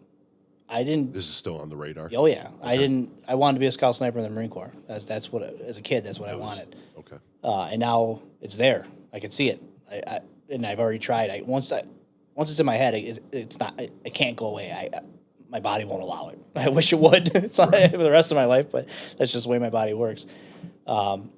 So I was trying, and it actually got to a point where it was literally every day at our platoon meeting at the end of the day, I'd raise my hand, and my platoon sergeant, platoon commander would be like, I know. Yeah, we get it. I know. And finally it got to the point where like, fuck it, come on. He grabbed me, brought me to the office. Once the sniper platoon commander was like, what's going on with this guy? He's like, we're working on it. I'm like, well, then I'm going to go. I'm going to do the recon thing then. Are you still in that position where your company won't release you? Or are you good to go now? Like if... There was a big unknown. Like we had just gotten back. I think it was more or less they weren't organized enough to let me. I'm sure they would have let me go eventually. Okay. But it's me stubborn. Now we took some casualties in Iraq the first time, and if you thought I was mad after 9/11, Jesus. I wanted my revenge. I went there, and now you're gonna fuck me up a little bit. Now I'm back full throttle. I wanted to go back. I wanted to go back now. I wanted revenge. I felt I didn't get the revenge I went for in the first place. I had to get more revenge. You had to revenge the revenge. Exactly, which is significant because it's lessons learned later on down the road. So I had this opportunity to do the Force Recon thing, and they're still kind of dicking me around about the sniper thing. I said, I talked to my platoon commander. He's like, I think you should go. So I went. And I remember the day I was checking out, which is kind of a funny story. It was supposed to be a big Purple Heart ceremony for the guys in the battalion. And my mom and my brother flew down for it. It's kind of a big deal. It is. And it got canceled. Don't know why. Well, my family's down here. That's kind of shitty, you know. Well, that's literally the exact day. I'm literally checking out of 1st Battalion, 2nd Marines, and I'm checking in at 2nd Force Reconnaissance Company. That day, later on that day. And my mom and my brother are in town. My platoon commander wasn't having anything about it. I don't know who he talked to. I don't know what he did, but they ended up having an entire battalion formation for me to receive my first Purple Heart. Just unofficially? Or? Oh, no, very officially. Oh, was it? Come on. I was very uncomfortable with the whole thing. Wow. He found out that my mom and my brother were here. Yeah. And he was like, no, they're not. This isn't happening. So we literally had an entire battalion formation in between all the barracks and the big lawn and everything. Yeah. And then said congratulations or hugs and everything with family and everyone that came by. And the funny thing was that Gunny Duran that came and got me out of the house came up and gave my mom a hug. And it wasn't until he left I told her, I'm like, yeah, that guy's kind of significant. Wow. I checked out of the unit about a half an hour later. I had the ceremony. I was still in my uniform. I had to get one of my dress uniforms, my dress alphas, the greens. And I go to the company office, and the sniper platoon commander was like, what the fuck? What's this? And my platoon commander, Seeley, was like, he's going. You guys waited too long. He kind of like threw him a shot. He's like, well, quick. Everyone was like, what the fuck is going? What is this? What is happening? So I left. I literally that afternoon I grabbed my stuff and I went to the other side of the base. It's the recon community, so it's all like secluded off by its own little world on Camp Lejeune. Oh, shit. And I checked in over there. Well, total nonsense question, but do you have a sword? I do. Come on, come on, sword. Why did you not bring it here? I asked my buddy about it. Right, he's like, not everyone gets swords. I'm like, you have to buy it. I see it. You can wear it. Come on. You can get it as a non-commissioned officer, as a corporal and above. I never got one. It was actually gifted to me from Lon Cogley. No kidding. God bless Lon Cogley. Yep. Good guy. What a man. Yep. Good guy. He had an extra one, so he gave it to me, which... Of course he had an extra well, one. I said, you got a bunch of extra 1911s, too. You didn't give me one of those. I mean, fuck. So, yeah, which actually means more to me than if I bought one for myself. So, it's awesome. I absolutely have a sword. Wow. How do you get a sword? You buy it, or you give it. Yeah, it's not. They will not. The Marine Corps does not give you one. Oh, they don't issue them to anyone. Like even once you get to a certain. The officers might. I don't know. Yeah. Okay. I was just curious. No, that's. Yeah, you rate a sword at a non-commissioned officer, corporal and above. Oh shit. Okay. Yeah. So so you had your ceremony. You got your medal, right? Yeah. They actually gave you. Okay. You got your medal, and you're going into school, and then how's that go down? I check into 2nd Force Reconnaissance Company. Mm-hmm.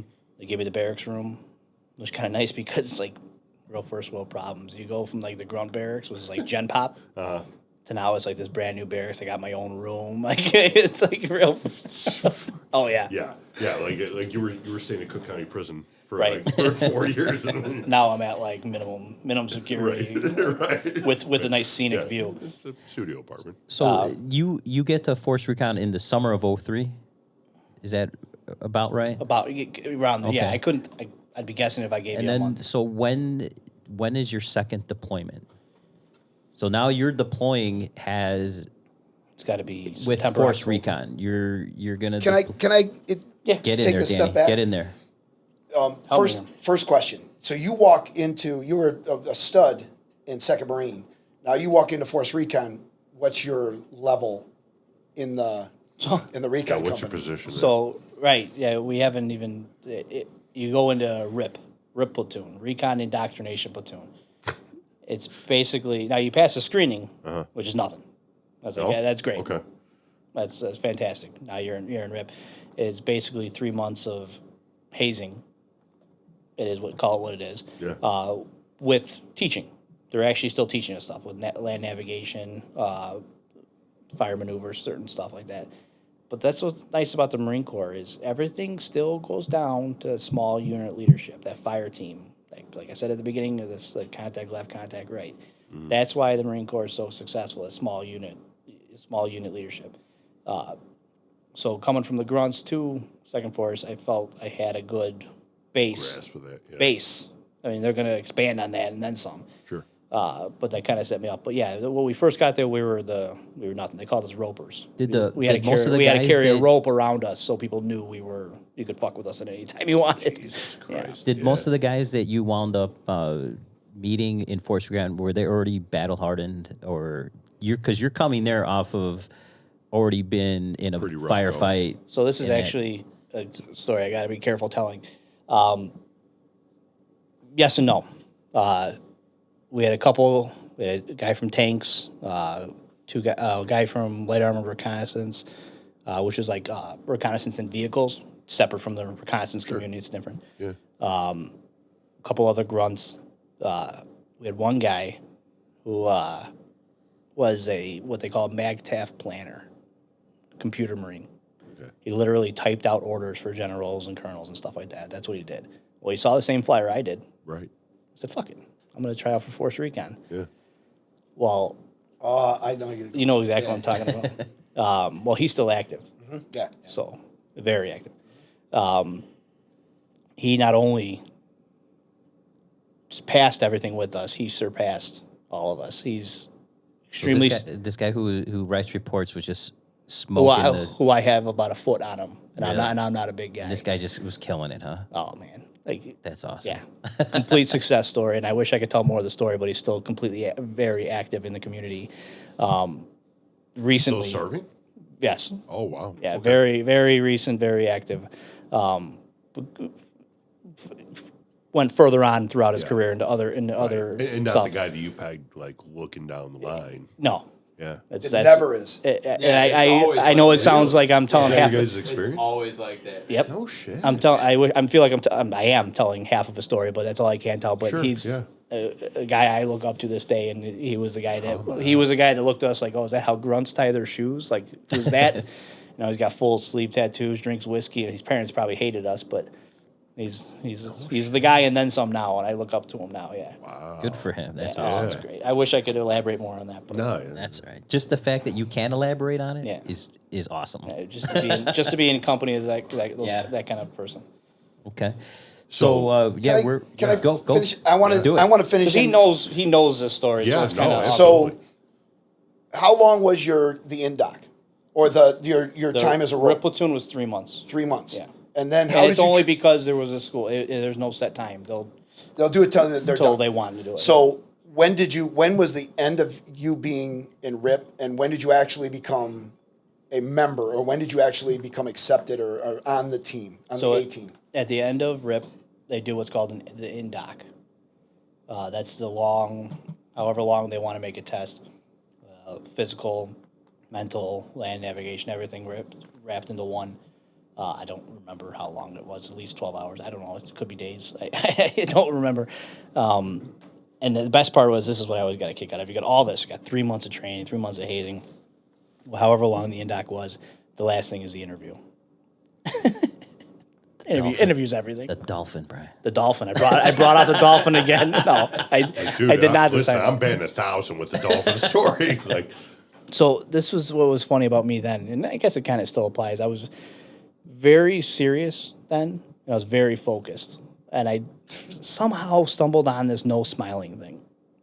I didn't smile ever, ever. that was your thing? It was my thing, Oh shit. and it really messed with people. Like, even the people that were supposed to be messing with me had a hard time dealing That's with it. awesome. Yeah. So that's probably why I ended up running with it. And in my interview, I remember Gunny Mercer.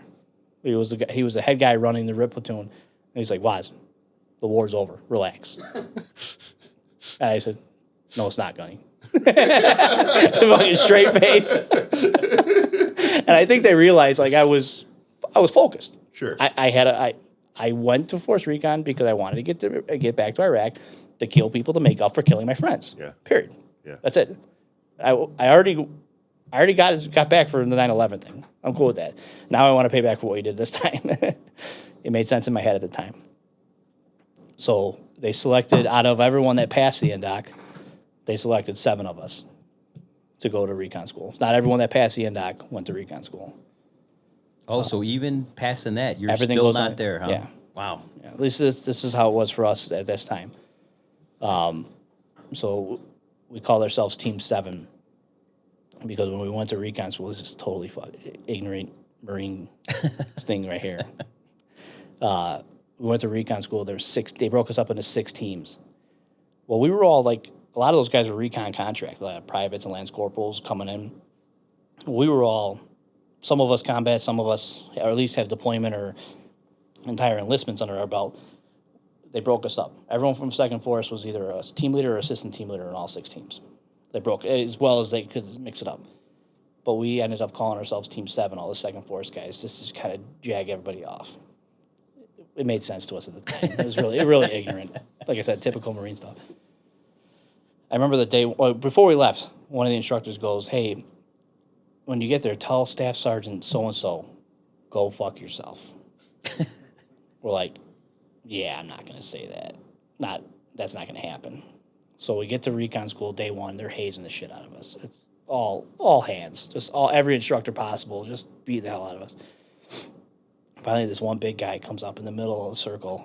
We're all doing push-ups or something at the time. He goes, "Is there a message for me from Second Force Reconnaissance?" I'm like, "Oh God, don't do it." My buddy Alex, this guy, I wish he was in this room right now. I look up to him. He goes, "Yeah, go fuck yourself." All of a sudden, the mood went from hazing to very serious. So everybody who's not in Second Force Reconnaissance Company, get inside the barracks. Second Force stay over. We're like, "Oh, this is not good."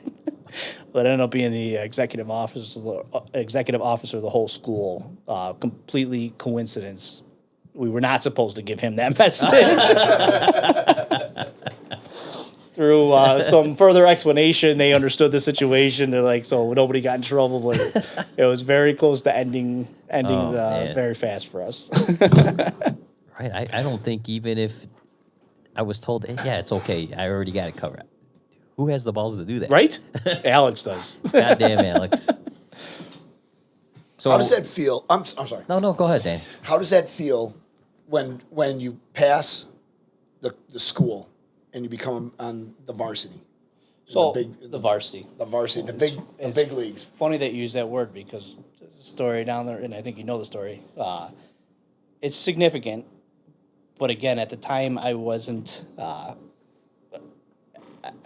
What's the word? Cognizant. You weren't aware of it. I didn't understand the significance of it. When I first got to the grunts, back when I was with 1-2, the first thing we did was went to the rifle range. And I remember seeing these guys over at Stone Bay. That's a shooting range. We're checking out our weapons, typical grunt. A line at the armor about a mile long, waiting hours and hours to get your rifle. And I look over, these guys doing a shooting training at this small range right there. I'm looking, these guys they don't look like Marines. They don't look like us. These guys are bigger guys, all tatted up, flight suits on, not camis, wearing baseball hats, all fancy gear. I'm like, what the hell's going on? Well, I jump out of line to use the porta potty. Go to take a piss, and as I go to open it, one of these guys comes out. The guy's towering over me. I'm like, oh. Remember, I'm private at the time. I didn't even get PFC because I got caught drinking during School of Infantry. You too, huh? Well, I told the truth, and that's when I learned that Marines do lie, cheat, and steal. I asked, what you guys with? He said, Force Recon. I was like, oh. I'm like, holy shit. Like, those guys are Force Recon. Well, that's later on. Fast forward 2 years or whatever later, I'm like, those are just more dudes. It's just another dude doing different training. That's all it is. It's nothing. I mean, I'm getting kind of sidetracked. Where was I with the? Well, you're about to go on your second deployment with this group. Okay, so we graduated the recon school. Dan asked how it felt. It felt good, but I was very focused at the time. I wasn't excited. I was glad to be done with all the training, like the school stuff and the hazing and all that stuff. But I wanted to get back to Iraq. And again, like a horseshoe up my ass, like the story of my life. And they're sending second force. Now it's recon. heavy. Now it's heavy. Yeah. We had 7 of us. They split us up. There was the Iraq platoon, and there was the MU platoon, because it was a force recon attachment with every MU, along with whatever grunt battalion. And I went to the Iraq platoon. Just you had a 50-50 shot, right? Yeah. Again, there's that horseshoe, which followed me on to the Chicago Fire Department. We'll get there. Yeah. We'll get there. So this is now are you taking a boat this time, or they actually let you get there on with the plane? We flew the second time. First, we did a long workup. Yeah. Heavy. Because now your workup is more significant than. Very specific for our mission. Yeah. We went to Yuma, Arizona for about a couple weeks to a month. Yeah. Did desert navigation and stuff like that. A lot of heavy weapons shooting, calling in air. And then we did hours and hours and days of shooting packages.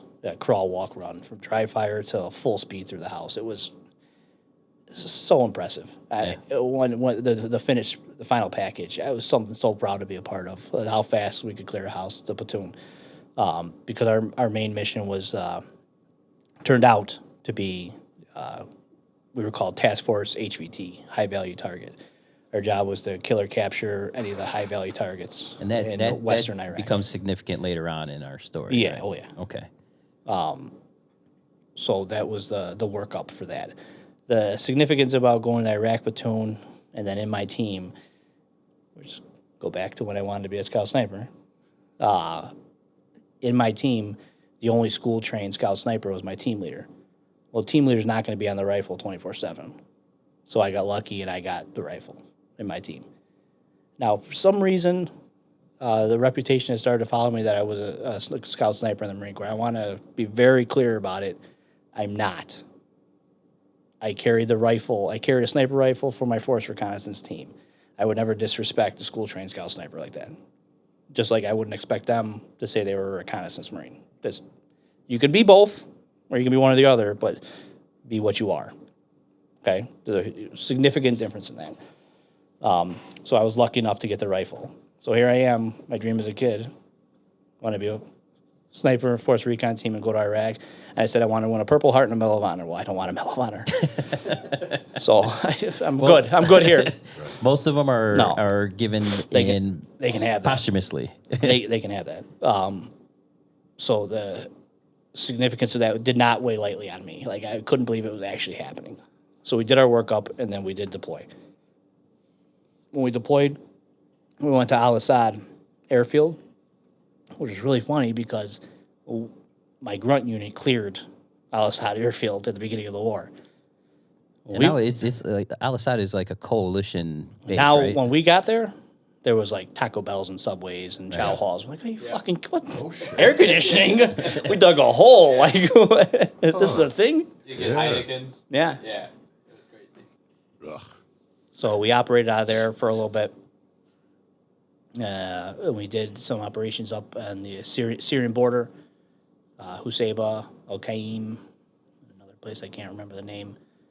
That was to stop the influx of fighters coming in from Syria, because we were catching them left and right, where their passports and all kinds of. If you had American money, you were dirty. Period. I mean, what are you doing with $1,400 cash, American money, coming into Iraq? Right. So you're on your second deployment. Any significant battles at this point? Because well, I guess I do have you at this point, not yet. Okay, Because I'm not there yet. because you haven't gotten to nothing significant happens till you get to Fallujah, right? Minor stuff. We had a couple IEDs. We laughed about one.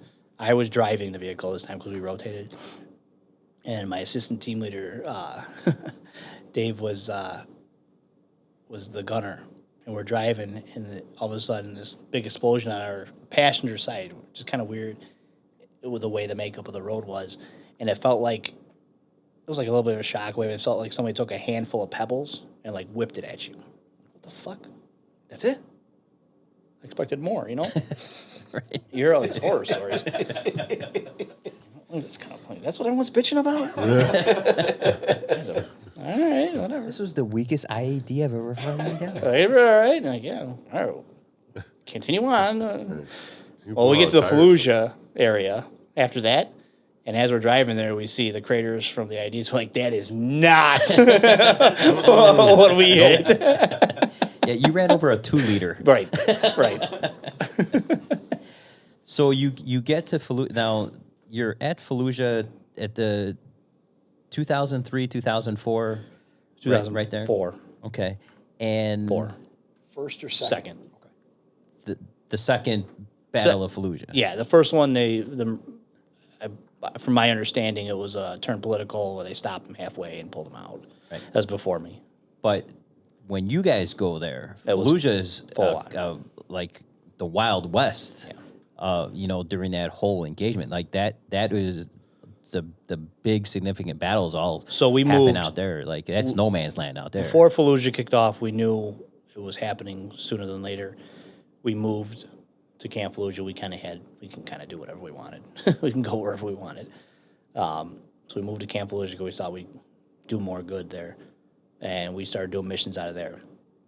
And kind of our job was Task Force HVT. We were on call 24/7 for any intel or cell phone hit on any high-value targets in the area. So we would rate And how are you guys getting this intelligence, like who this high value target is? Like it was coming down I have from no idea. You guys are just getting, all right, this is our guy. It was, at the time, I feel like I could probably say this. At the time, it was the majority of it seemed to be cell phone hits. Yeah. It was so and so. It was always Rocky. They used names from the Rocky movies. So you had to go find Clubber Lang? Apollo Creed. Okay. Yeah, all of them. Nice. We always laugh because we always caught number 4. Like, why don't we just make Zarqawi number 4? And then we'll be done, because Zarqawi was the main guy that we kept going after. So you guys went on specific missions just to find him. So you get some intelligence that hey, Zarqawi's over here, right? And then you guys just push out and go try to find him. His finance officer was one of the big ones we caught. Yeah. What was your tempo? Like, How many a night? It depended on the distance, really. Usually it was 1, but we got greedy. If we hit 1 and we got nothing, like, let me put it this way: if we hit your house and we found nothing, but if somebody was launching rockets out of your neighborhood, out of their backyard, do you think you'd know who it was? Probably. Okay, so we'd say, tell us who it is. So it'd be like, okay, well, it was Jimmy over here. Obviously, his name's not Jimmy. Like, okay, good. Come with us. Grab him. Hit that house. Hey, Jimmy, Steve here says you're launching rockets out of here. So we were making friends. Yeah. But that wasn't our job. But your op tempo was like one grab every time you went out? The mission was to kill or capture. We didn't always get the target. No, they weren't always there. We would miss them by a few minutes or an hour. The frequency of you guys getting engaged? Engaged? Real hit or miss?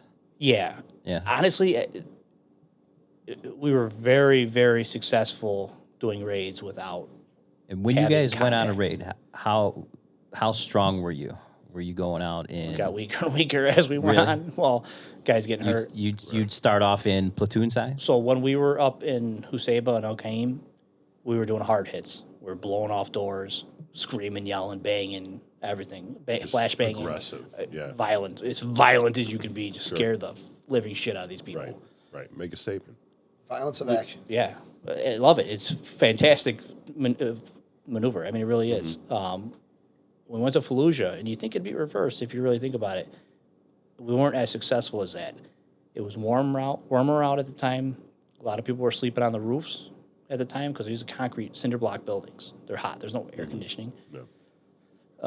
We were hitting silently, sneaking up, getting in. There was times when we would have the house cleared, and we'd be like, all right, 3, 2, 1, get the fuck up! You know, waking everybody up at one time, you know? Yeah. You just got to adapt to your theater that you're working in. That wouldn't have worked in Husayba, and Husayba wouldn't have worked in Fallujah, but that's just what we had at the time. Did you switch from frags to flashbangs? We never fragged. Never? Never fragged. Well, we used frags, but only... Entrance. We never to make blindly entrance. fragged. Okay. No, we wouldn't do that. Because we did have a couple hostage stuff with, like... so and so's daughter was taken kidnapped by. We never cleared by fire, and we never fragged. And you guys had strict like rules of engagement that you guys had to be briefed on it, and it was like hardcore, or were because in Fallujah at that time, did they give? Did I was lucky enough to loosen the reins on you guys a little bit. I was lucky enough to be in there at the times. Like at the beginning of the war, it was super strong. Right. Yeah, for regular dudes And like then- me, it was super strict. And but, then after like- Nazaria, it was like, okay, well, Yeah. let's go back to Nazaria for a second because this is kind of a funny story. Fedayeen, that's the word I couldn't remember earlier. Yeah. Nazaria happened. Now we're all pissed. It was like, all right, they're supposed to be reinforcing the Nazaria area with 300, like 3,500, whatever number it was, Fedayeen fighters. Okay, whatever. And those are supposed to be like the They're elite. they're militia. Yeah. What was this summer 2004? This I know I jumped back to Nazaria. Nazaria, 2003, when was that though? March 2003, Okay. beginning of the war. Yeah, first couple days. Because we fucked around with that too in Yeah, like I'm summer sure it's the same- 2004. I'm sure it's yeah, the same guys. Bunch of assholes. I know I jumped back to finish this story, but All the same Tarantino. places you're talking about. I'm I'm sure it was. I remember that bullshit. Yeah. we could have walked past each other. Right. But the funny thing was, they said that, but they're coming in vehicles that are white with orange fenders. That's kind of stupid. Why would they mark their vehicles if they're supposed to be like a militia? So if there wasn't a tank main gun, or a whole line company of Marines to light these vehicles up, a couple days went by, and remember, I'm the radio operator back again when I went to the grunts. I know I'm jumping around. Right. All of a sudden, I get a radio traffic saying, hey, hold off on the orange fender vehicles. Those are taxis. Get the fuck out of here. Hey, sir. you gotta hear this. Beads on the seat, huh? Well- no, it's a good move. To our defense, the Fedayeen were taking the taxis, so whatever. We still got the bad guys. Right. Fuck them if they can't take a joke. Officially, they're right. Yeah. Anyway, so we're back in the Fallujah area. Sorry, I thought that was a good enough story to share. Where were we at? We're at Fallujah. You You're banging indoors. You're grabbing. You're grabbing soft high hits, values. softer hits for Fallujah area was successful for us. We were on call 24/7 for any high value target intel, but then if we didn't have any at the time, we would make one. We would look at whatever intel aerial photograph and be like, that house looks good. We would make our own hits. We're not going to sit on our ass. My skipper, platoon commander, skipper is what we called him, and Ed, my platoon sergeant, phenomenal. Phenomenal leadership on that aspect of the force reconnaissance community. They were made missions for us to do to keep us active nice. on purpose for a reason. Keep us active on purpose. Then while doing that, we knew Fallujah was going to be happening soon, and then I called them. Perfect reconnaissance mission. That is like literally textbook reconnaissance mission. I got to be a part of was battle shaping for the Battle of Fallujah. Yeah. We were north of the city of Fallujah and facing south in towards the city, and we were dug in for about 4 or 5 days before Fallujah actually kicked off, just taking sniper shots, calling in air. Our job was basically to shape the battle to go the way we wanted, allow the grunts to get in and take the city. I said this every time I tell this story. Any part we took with the Battle of Fallujah was a fraction would be generous to say what the grunts did. The grunts cleared Fallujah, not Second Force Reconnaissance Company. So the stories I tell are completely insignificant to what 1-8 and I think it was 3-1 or 1-3. Please forgive me if I get the numbers wrong. And there was an Army unit to our left.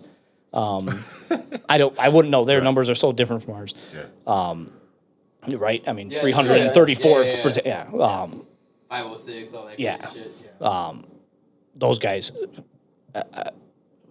So you're kind of in an Overwatch position, and the grunts on the like who are in the city are just like clearing buildings. So not even yet.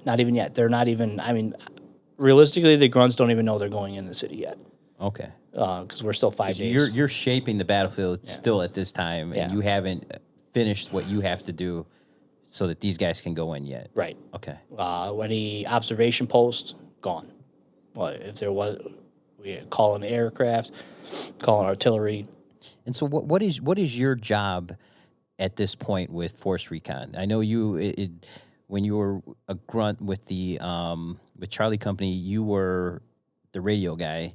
What's your job? I ended up here? being the radio guy. I was a rifleman and then ended up being the radio guy. So you're a radio guy again No. with Force Recon? Sorry, no, I was a rifleman and then ended up being the radio guy with the grunts. In recon, I was the sniper, the backup medic, backup corpsman, because we have corpsmen, but there's no Position for it. Yeah, there's no position in the Marines for corpsman.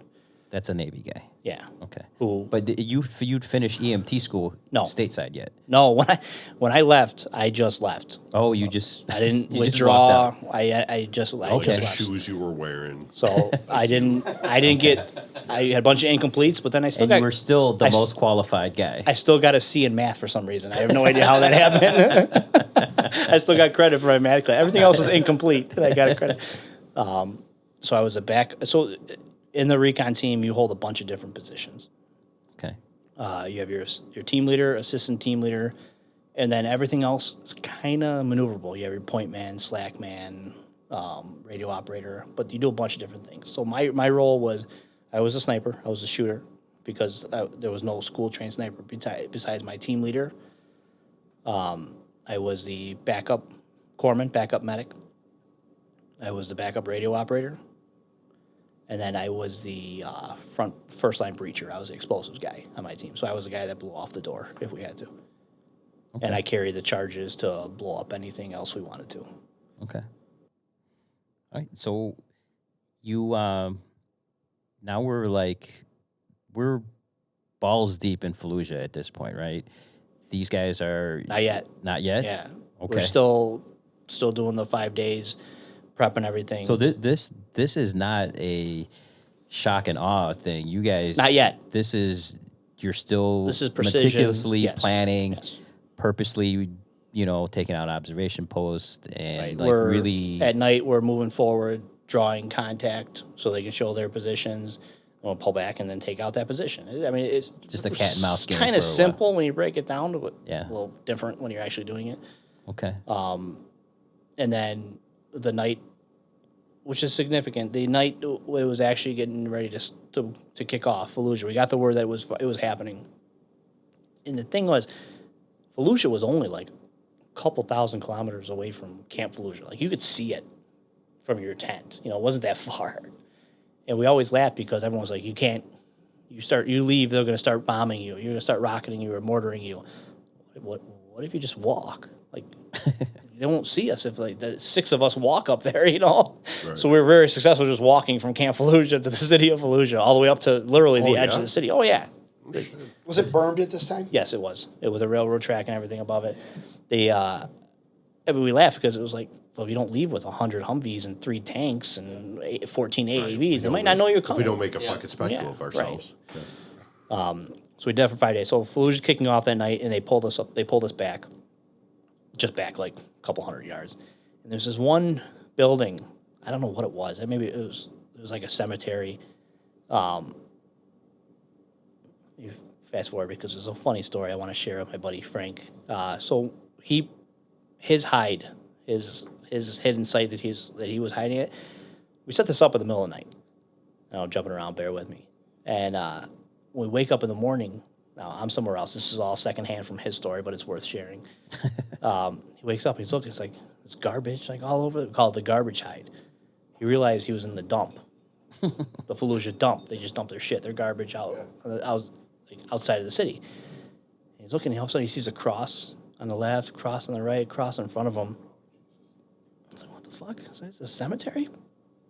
The cemetery is over by where my team was. He's looking at on there. He's got a helmet. And there's a little flag jacket and it says USA on it, on the cross. He's like, what is this? And all of a sudden, this pickup truck coming out. These guys get out all nonchalantly, like hanging out and everything, grab their AKs, load, start doing target practice. No shit. Frank set up his sniper hide in the center of their shooting range. So we realized already, like, dish, dish, dish, 3, done. They'll never guess it. Is the shooting range shot back? He knew there was We got a lot of target we got a down lot of range. mileage out of that one. Oh, bet. Sorry, I know. Yeah, I no. like I said, it was worth sharing. The opinions and views are that of Chicago's Bravest Stories podcast and their guests. They do not necessarily reflect the views of any municipal governments, fire protection districts, fire departments, EMS, or law enforcement organizations.